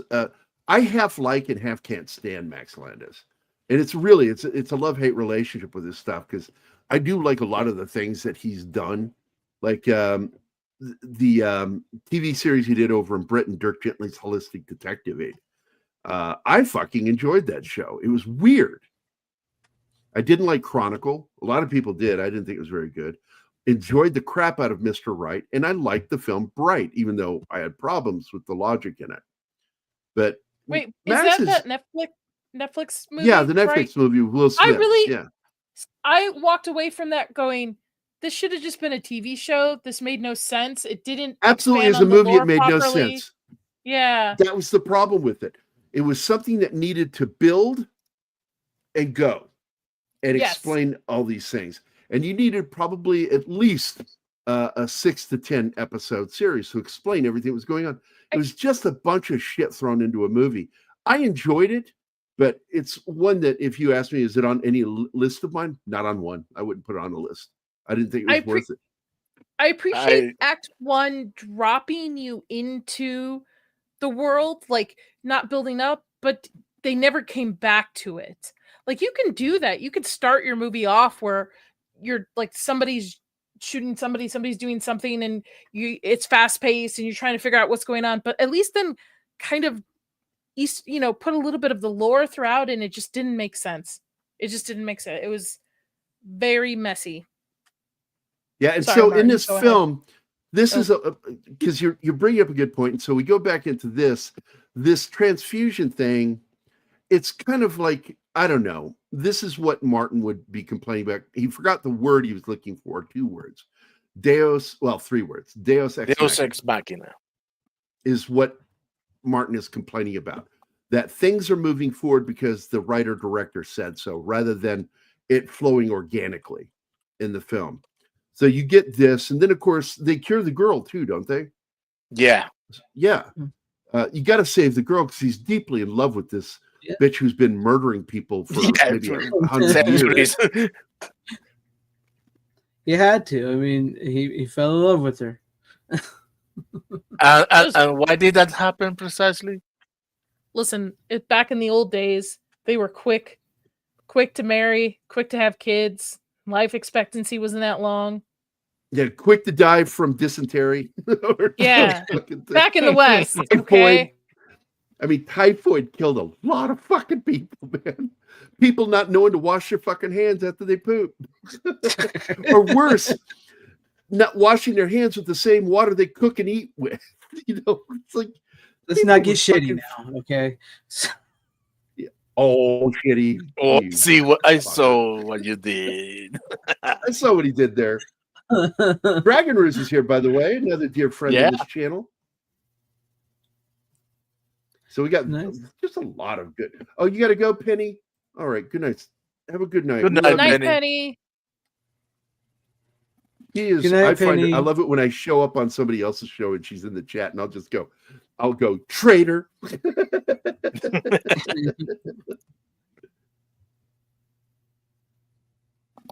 I try to do it more. I don't know, man, because what we do takes up so much of my time that I don't get to go visit all my friends and their channels, and it bugs me.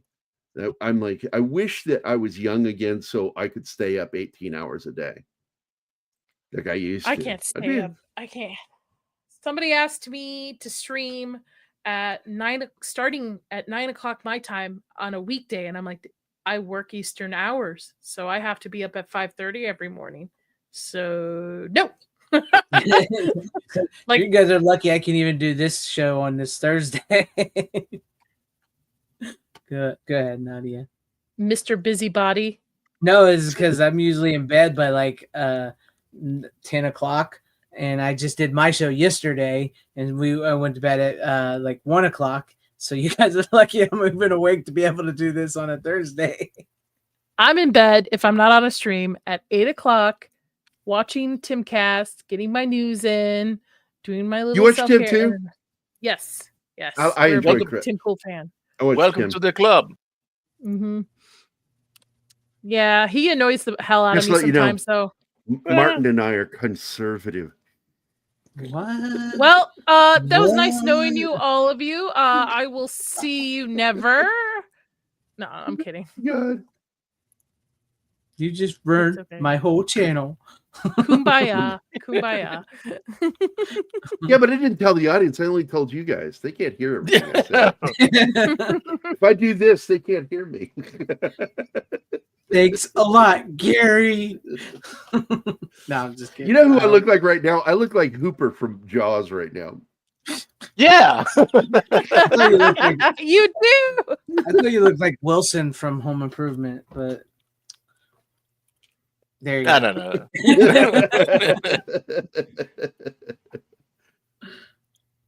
So now it's a fight to the death. They're angry.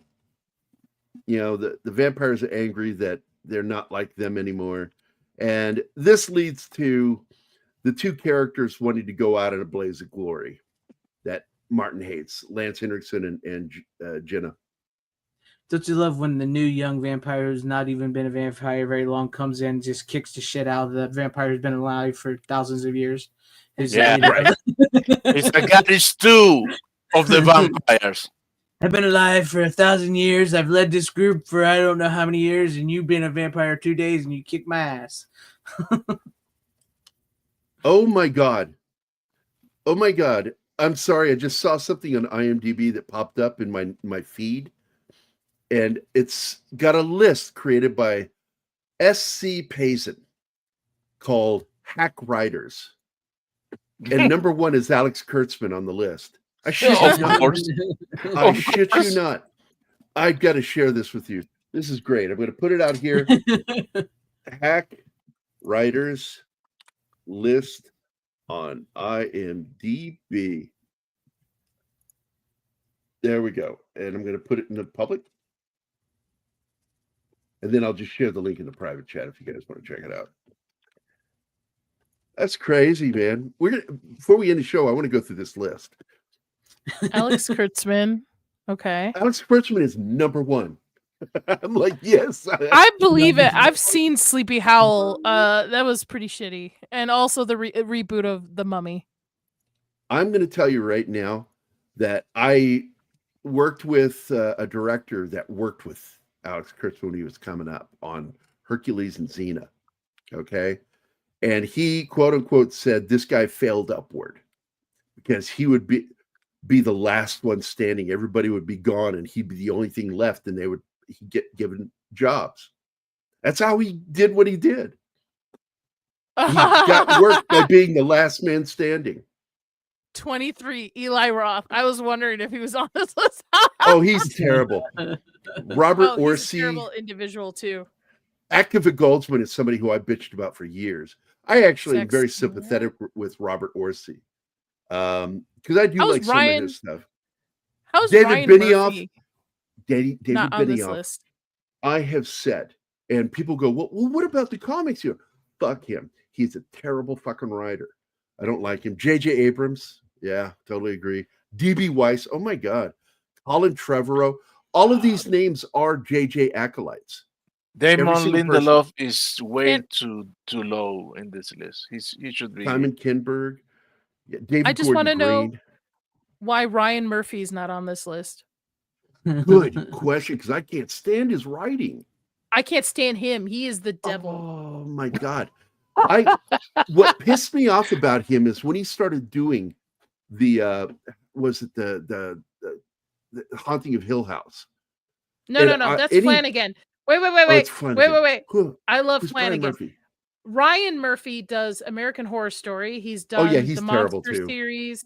He's done Scream Queens. He's done what else? Like a bunch of stuff. And he's just like, first of all, he over sexualizes the LGBTQ community. He's like, he's not an ally to them, even though he says he is. He's not at all. And his horror is shit. His writing is shit. He just relies on everything just being over sexualized in his series. You mean the Menendez totally agree, brothers but weren't now- really in a relationship with each other? No. Or what was the first one he did? I hated it too. The one with Evan Peters about the the one that ate people. The serial killer. Dahmer. And try to make him sympathetic. I'm like, Yeah.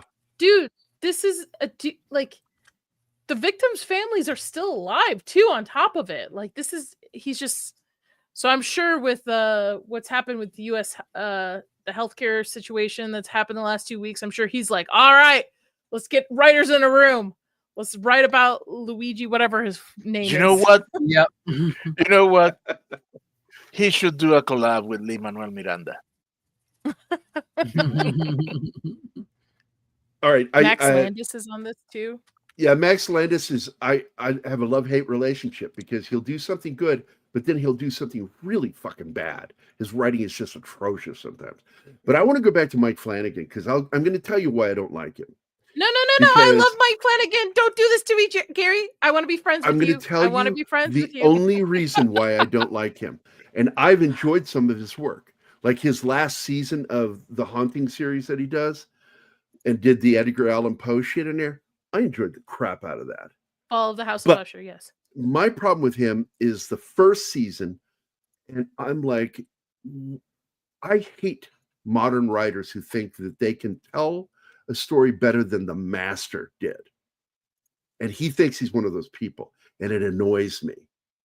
But it worked with Dr. Sleep because people don't understand the miracle of what Flanagan pulled off. He got Stephen King to agree to accept the lore of Stanley Kubrick's film. Yep. And he did a mashup of the book and a sequel to The Shining, which is very difficult. Pulled it off. And I enjoyed it. Rose the Hat is one of the most terrifying villains on screen. Really Yes, enjoy she her. is. That's how I became a fan of Rebecca Ferguson. She was so good in that role. I love his work, except for Midnight Society. I could take her or leave it. But my favorite thing that he's ever done is Midnight Mass, because I am a Catholic, grew up as a Catholic. It was a good Catholic series. guilt and Or was the it a mix of movie? That was a movie. vampires. No, it was a series. It was a series. Oh, it was a series. Because I yeah, watched yeah. it on Hulu, I think. Netflix. And I was impressed. It was pretty good. I even have the official book for it too. So I love it that much. I know, Greg, you probably have never seen it because it's modern. Yeah, I don't have Netflix, so It's okay. So It's okay, I will but tell you why I also liked his first big movie was Hush. And I actually liked that film. Hush is great. It's a great home invasion movie. To me, I put it up there with the original Strangers. Not any of the sequels because those are garbage, but Hush I would always recommend, and it came back this year for streaming and also physical media. They released it. yeah, Oh, good. first You time see? ever. You see, Mhm. that's the horror that real gets me. The home invasion movies, monsters and Well, slashers. Hush is scary because of her disability.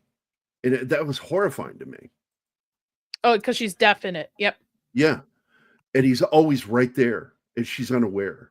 Even though even deaf people have the ability to feel because there's something that occurs. You have hairs on your body for a reason. And when people move around you, even if you're deaf, you can feel them.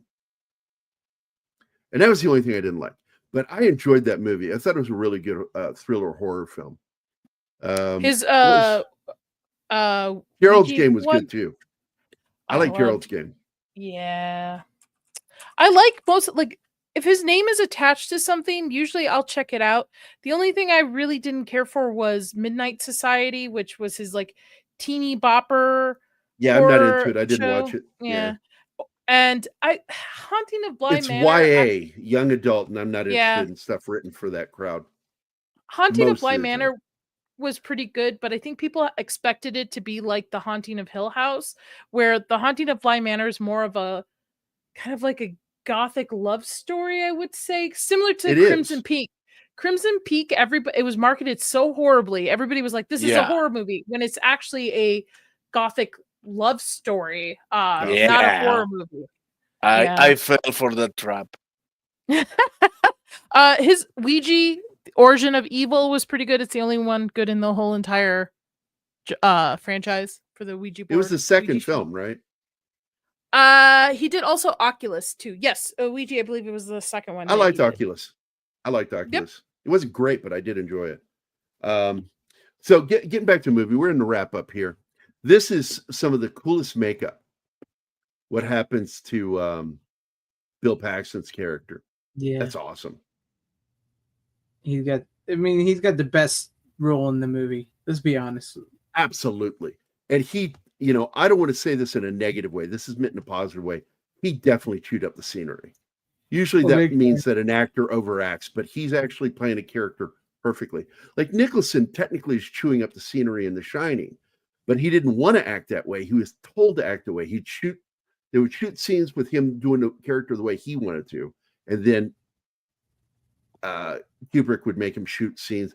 And what pissed Nicholson off was that every single scene that he didn't like were the scenes that Kubrick put in, because that's what he Mhm. wanted, that overacting. Sometimes you got to trick the actors. Yeah. I don't think. By the way, I do want to point out again that Cam's Crash Courses is a new member. We've known Cam for a while, good friend to this channel, and somebody I love to chum around with. And by the way, Greg, if I ever get to the point where I actually want to hang out with people, I want to hang out with you guys, like sometime. Just do a get together. Find a way to do a get together, because I've always liked you since I started this channel. I just like Vegas, the crap baby. out of it. Not just because I live That's what here, everybody but- keeps saying. Culture keeps trying to get me to go to Vegas. People don't Well, for know the- we are good friends. Culture Casino and I are very good friends. And he's Well, one of the for- people that calls me Gerry. You may like Greg a little less after I tell you this. I'm here because of him. Why would that make him like you less? I love that. Good friend. I'm grateful to have you here. You've Man, become such a major part Somebody of the clip show. that for Martin. Somebody clip Nobody. that for Martin. Clip this. Nobody stammers over the English language better than Martin.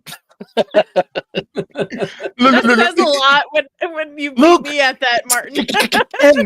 Coming to kill me. Yeah, look, it's coming to kill me. Martin had been a longtime viewer of my channel, and I believe I introduced him to the Pop Culture Minefield, and I'm look, not you surprised. found each other.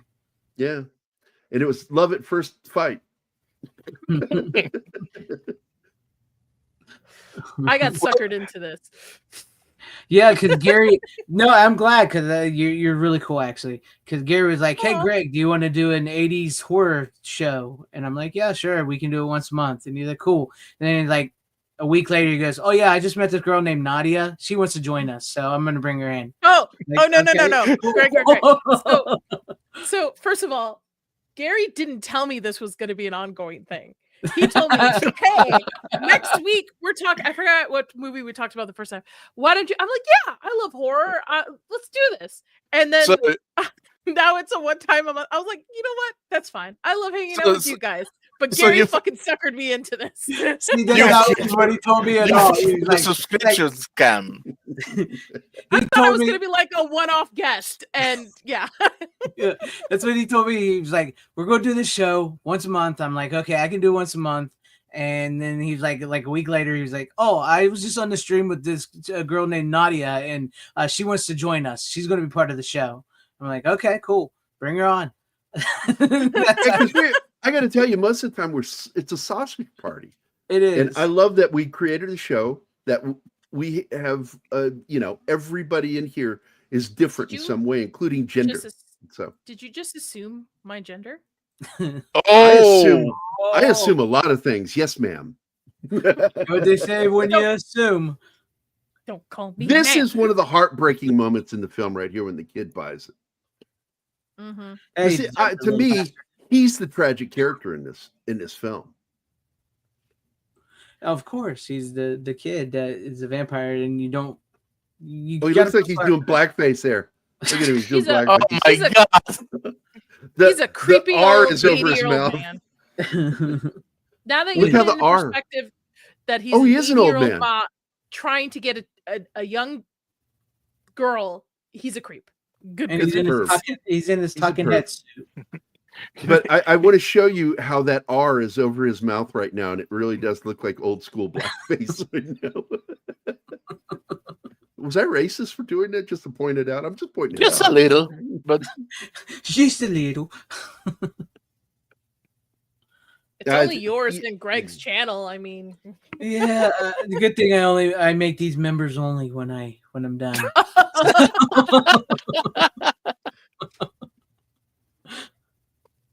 And it does You tell remember- us where everybody's coming from. Mm-hmm. It's been Well, a I quiet mean- chat tonight, but Down. we always have. I'm proud of our chat. I love the chat that we get going. We have some They are great tired at people. this hour. It's a late show. People usually come around and watch this show like the next day. We'll see more viewership. Now, Gerry, Oh I God, don't they had know. to throw in a Ford station wagon. Jesus. I'm gonna pause it. It's my turn to pause it. I don't know if you read this from Sinowski, and Yeah. I think that is absolutely No, it is. correct. It is correct. You can hear it in what Stephen King says if you listen to him. That he Or didn't just like watch- the changes, and he didn't like the way he made, Torrance's character the bad guy. Well, there's only reason why he doesn't like that is because he is Jack Torrance.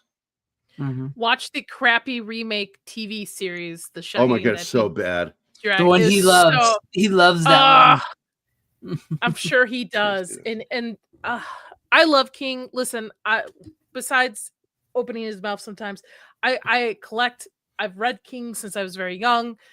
Stephen King books have been a big part of my childhood and growing up in my family. But man, the last couple of books have been a drag. I'm going to say that. It has been, dude needs to know when to retire, and it's now. Yeah, it's that time. It's that time. Yeah. Can't I'm end a gonna- book. Oh, let me open this up and make a new tab. This is the single unscariest person to ever be put in a semi-horror film. And I love the guy. Great actor, very funny.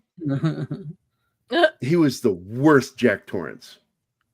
Worst. Yeah. That Mm-hmm. whole and I've read the croquet book. racket was The book dumb. is great. I didn't like the book. I didn't. It opens. I Remember like- the first line? You remember the first line from Jack Hold Torrance? on, I He's think I sitting have there, and it's the only thing I like in the entire book is that opening line. Nope, I don't have it behind me. I've got Misery. I'm 11. not getting up to. I think to he house calls for him a pretentious prick. Is the first line of the book. Jack Torrance calls the manager a pretentious prick because it opens on the meeting, in the middle of the meeting. I can appreciate the book for what it was, and it's a story about alcoholism, but the TV show adaptation is horrible, even to the book. And I like Kubrick's. I think Kubrick's is in one of my top. I've never read. I'm not going to say that word because I'm going to missay it, and it's going to be inappropriate. What is happening? Kuntz, I mean, Kuntz. Thank you, Greg. Dean Thank Koontz you. is my favorite. Hallowfield, let me tell you something, man. Ben Hallowfield, Affleck I was have said Obama, numerous Joe. times. Peter Straub, Dean R. Koontz, sorry, and Clive Barker are my three favorite modern horror writers. And I consider them authors. I consider them actual authors. Stephen King is a writer. And I push him down to that level because only every once in a while will you see genius come out of his work. Primary example, the perfect book. He wrote one perfect book, Pet Sematary. Yeah, And It it's has Running great Man. opening, great middle. No, that's under Richard Bachman. It's science fiction. It's not horror. But it's Yeah. him. I read that in school. I read that like in 5th grade. You don't think The Stand? I love The Stand. Yes, I could stand his fantasy shit and post-apocalyptic stuff. He bores me. And I just don't think that. I think there are tons of authors out there far better at it than he is, the genre writing that he tries to do. Demon Seed. Oh my fucking God, Demon Seed. Freaked me out as a kid. I saw it when I was 13. Freaked me out. Dean Koontz, when I read Phantoms is probably one of the That's best. the one everybody recommends sci-fi- to me. Phantoms is the- great. it The movie's is- good too. Yeah, and then another one that he did that just outstanding book that also was a good film, but not with the other one. The first one that I read of his was the one with the dog. Not Watchers. Watchers. No, Watchers. Yeah, Watchers. Yeah, Watchers. right. And oh my God, that book. The movies, every single movie stank. Mark Hamill and Michael Ironside could not save that franchise. Sorry, they suck. But boy, oh boy, that book, I read it in one night. And it's not a thin book. I read it in one night. I think it took me 14 hours. I just took the day off and didn't sleep, and I read that book throughout the night. And I put it down going, that's one of the best things. Another great one, Nadia, I highly recommend this book to you, called Weave World by Clive Barker. There's a scene in there. That book gave me nightmares. These twins, the witches, there's a scene with them that after I read it, I put it down and I had to like walk away. I was just like, fuck. That is in my head now. Holy shit. I love Clive Barker because he disturbs me when I read what he writes. And Weave World is a fantasy book. And it has one of the fucking scariest scenes in it with those witches. It gave me nightmares. I dreamt about that. I did not know that Dean did a Frankenstein series. I wasn't aware of it. Yeah. I know his horror books. But Phantoms, as Ben Affleck said, was the bomb, yo. Yeah, Ben Affleck is the bomb in Phantoms. I know. But Phantoms was the bomb. I mean, you got Peter O'Toole. It was a bomb, but it was a good movie. Peter O'Toole, for God's sakes, man. Peter O'Toole, Liev Schreiber, Rose McGowan, Ben Affleck. And then Liev Schreiber gives you the ending from The Howling. Yeah. Where she shows up in a bar and then you see him do the same thing at the end. I made the connection, Howling and Phantoms. Yes, you did. Dean Koontz, I think, did the it's sort of young adult, sort of, I guess, but maybe not quite. But what's it called? Odd Thomas, I believe. I believe he did the Odd Thomas. I loved Odd Thomas. Oh, yes. It broke my heart when he died because I knew that they could make more movies with him. Yeah. That was such a good film. And Dean Koontz creates great stuff, man. Let's see, I'm going to go through a last. The Bad Place, another good one that he wrote. TikTok, Devoted, Elsewhere, Quicksilver. Where should I start? Just so many great fucking books. Phantoms? Probably. It's also the one that's most like Stephen King. No. Don't start with Phantom. Now they're friends, by the way. Mm-hmm. Peter Straub and Stephen King are friends too, and they've teamed up. A lot of people don't know that. These guys are actually friends with each other and have done shit together. All right, so I think it's slumming for them personally when they go with Stephen King. I'm such a critic of his work. My favorite thing I've ever said in a review of one of his books was close it before you get to the last chapter and make up your own ending. I've said it about several of his books because like he gets about 1,000 pages or some shit, and he goes, "Oh crap, Tabitha, I better wrap this shit up." And you get this thick book and this shitty ending at the end. It's like, what the fuck, dude? The guy doesn't know how to end his book sometimes. It is one of the worst endings ever. I mean, he ends it twice. There's 2 endings within it. The ending in the sewer the first time when they're kids and they have to have sex with each other, these kids.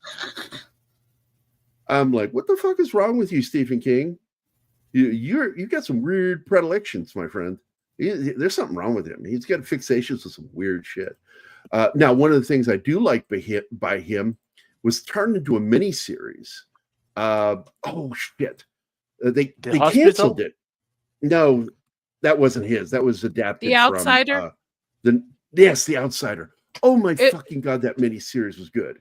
Well, the season 1 ended just like the span of the book, so like there's nothing else past season 1 from the book. But there was hopes that they would carry on the character because, especially the girl, because he's also in another series as a different actor. Mr. Mercedes. Yeah, Mr. Mercedes, which was a great fucking series. These dudes are fucking weird. You know, Stephen King makes really good television if he's not directly involved with it. All right, so should I do Phantoms then? For the first I think Watchers should be your first book and Phantoms your second book. Okay. He did Intensity too, if I remember. Dean Koontz did Intensity. He did Intensity. And if you want to start with movies that he wrote, watch the movie The Demon Seed that was brought up in the chat. I don't know if I could do Watchers because if this dog dies, I'm going to be very upset. And I don't think I will continue. He is So- the best part. It's the best part of the book. His name is Einstein. He gives him the name Einstein. And that dog That's great. saves his life. Don't do this to spoil me. it for it. Don't Gary's just do like, this to me. he's I'm not spoiled. going to He's tell a you big how it spoiler. ends, but in the very first part of the book, how they meet, he saves his life in more than one way. So phantoms, right? Because I assume no dogs. Well, you care about. No, dogs you've dying got to phantoms. read Watchers Ah! because it's Einstein is a good boy. That's right. You will like that story. And it is, by the way, there's a love story element. I thought it was very romantic. With the dog. With the dog. Look, I don't want to spoil it. Is this a fantasy? No, it's horror. Sci-fi? It's science fiction horror. The only part that's science fiction is the dog and the villain. And I'm not going to tell you anything else. That's the science fiction element. You got to find out on your own. Read the damn book. But I'm kind Stephen of King is very similar to Stephen King, but How he's is very different. Phantoms- But he's very similar. Now, I'll tell you Phantoms is one big re- difference between Phantom's book and Phantom movie. Phantom's movie is that is a mother daughter, not sisters, in the book. Mhm. And it kind of bugged me, but then I was like, I'll let it go because they were still really good. Yeah. I like Bad Moon. Bad Moon's not bad. It's not great, Phantom- but it's good. Phantom sounds more horror. Oh, it is. It's about an ancient evil, and I won't say anything else. All right. You know what? I'll wait. I'll add these to my wish list. I'm gonna add them right now, both of them, because I already have a ton of fucking books and comics. And if anything else ever shows up, And- both in my no. I predict you will fall in love with that book, Watchers. Phantoms you'll love too. You And will, his- but you his- will fall in love with Watchers. Yeah, and if you want something a little more modern, his Odd Thomas books are a little more modern. It's basically They're about young a adult, guy- but they're really good. I agree. Yeah, they're a little more adult than a young adult, but it's about this kid named Odd Thomas who basically can see dead people. So he communicates and talks with them, and they help him. And he's like sort of a detective a little bit. So, That's right. But He's a no, it's- supernatural detective. but he's older than he's not like a teenager or something. So I say young adult I think because he's it's sort of in 19. that young adult I think vein. he's I, 19. It He's gets high a lot school. adult as it goes on this year. It grows I- up a lot. Hold on, he's still I high have- school, isn't he? So you've been like No, 17 or no, 18. he's a fry cook. I believe he's actually not in school. Oh, he's out of high school. I thought Yeah, I he was think in high I- school. I had Kindle credit, so I just bought Watchers. So I'll read Watchers. Okay, the next show we do, Uh-huh. we're going to review the book Watchers. Oh, now you're gonna give me homework? Okay. All right. I don't all right. have the book, so I can't read it. So Arrgh. There's this thing called the interweb. You can actually find a copy of it. yeah, but there's no way Like I'm a gonna have it movie. read by next next time. Too much shit I got to do. Do what I do. Get an audiobook. And look who's here. Hey, Mike is here. I definitely have to go to bed soon. Oh, I love Vampire Yeah, Hunter. me Yeah, we too. got to end this. I 'cause gotta love go. Vampire Hunter D. I love it. Love it. I was So once recommended again- to watch Helsing next. Tonight, Yes, we talked I a little want bit about Alex this to- movie Near Dark. It was a fun film. By the way, here's a behind the scenes photo If I you want to tuned show in- with you guys. If Look at you that. tuned in to watch us discuss Near Dark, I apologize because we didn't. No, we thank you did. for We watching. did. For 50 minutes, 50 minutes, 48 seconds. We discussed. We discussed it for Have 50 a minutes. 2-hour stream. Yeah. That's hey, That's we're a record. improving. That's a pretty record. big improvement. Yeah. That's better than Yeah. usual. It is better than usual. And by the way, we're people who remember things. That's our job in this life. We're nerds that love to talk about things that we love. And we're just like Pepperidge Farms. Pepperidge Farm remembers. Now I'm crying, Gary. I'm crying now. But we love movies and we love horror. And I'm a big horror fan. I love it. I don't think I'd love it as much as you guys, but I'm right up there with you. I'm close, because horror is one of my favorite genres because there's nothing better than writing something that scares you a little bit while you're writing it. Have you ever, because I've written things that like scared the poop out of me. I'm like, oh man, I wish I hadn't thought about that. My life every day. I always tell the little joke about the shortest horror story ever told. The last living being alone is how's it go? Now I can't even say it because it's late and I'm messing it all up.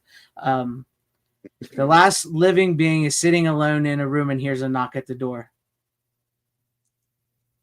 That's it. That's creepy. What was that? Put that back up. That was a win.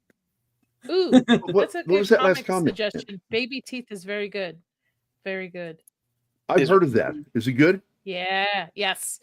I recently somebody gifted me deluxe editions of 30 Days a Night, and then I picked up a second volume of Something is Killing the Children, which is a current ongoing comic right now. Yeah, it's called Politicians. On that note, thank you everybody for tuning in tonight. I have to private this video. Yeah, I know, right?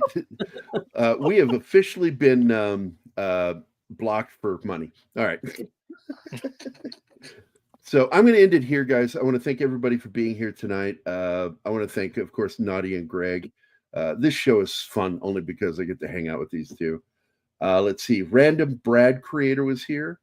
Stephen Luther, FKHC 2005, also known as Tim. Penny was here. Ron Henriquez. Blair to Blair was here. Hollowfield, the Peter Venkman fan site, Dragon Ruse, and of course our good buddy, Comic Relief Crusader, Mikey. So I want to thank everybody for being here. And guys, it was fun hanging out with you. I look forward to what we do next month. And if possible, let's do, we'll just talk about the book. Does that sound good? How many pages is the book? If I can get it read, it's it's Christmas, right? Audiobook. Get audiobooks. We probably won't do a show until January. End of January. So you've got. Well, this show is once a month, so I think we have. We'll talk about it behind stage. Good night, everybody. See you guys later. Good night. This is where it is. This is where we go. This is the place for scares. It's our little horror show. Not just any night. It's 80s Fright. Here on Culture Minefield. This is such a cool thing, man. I love this.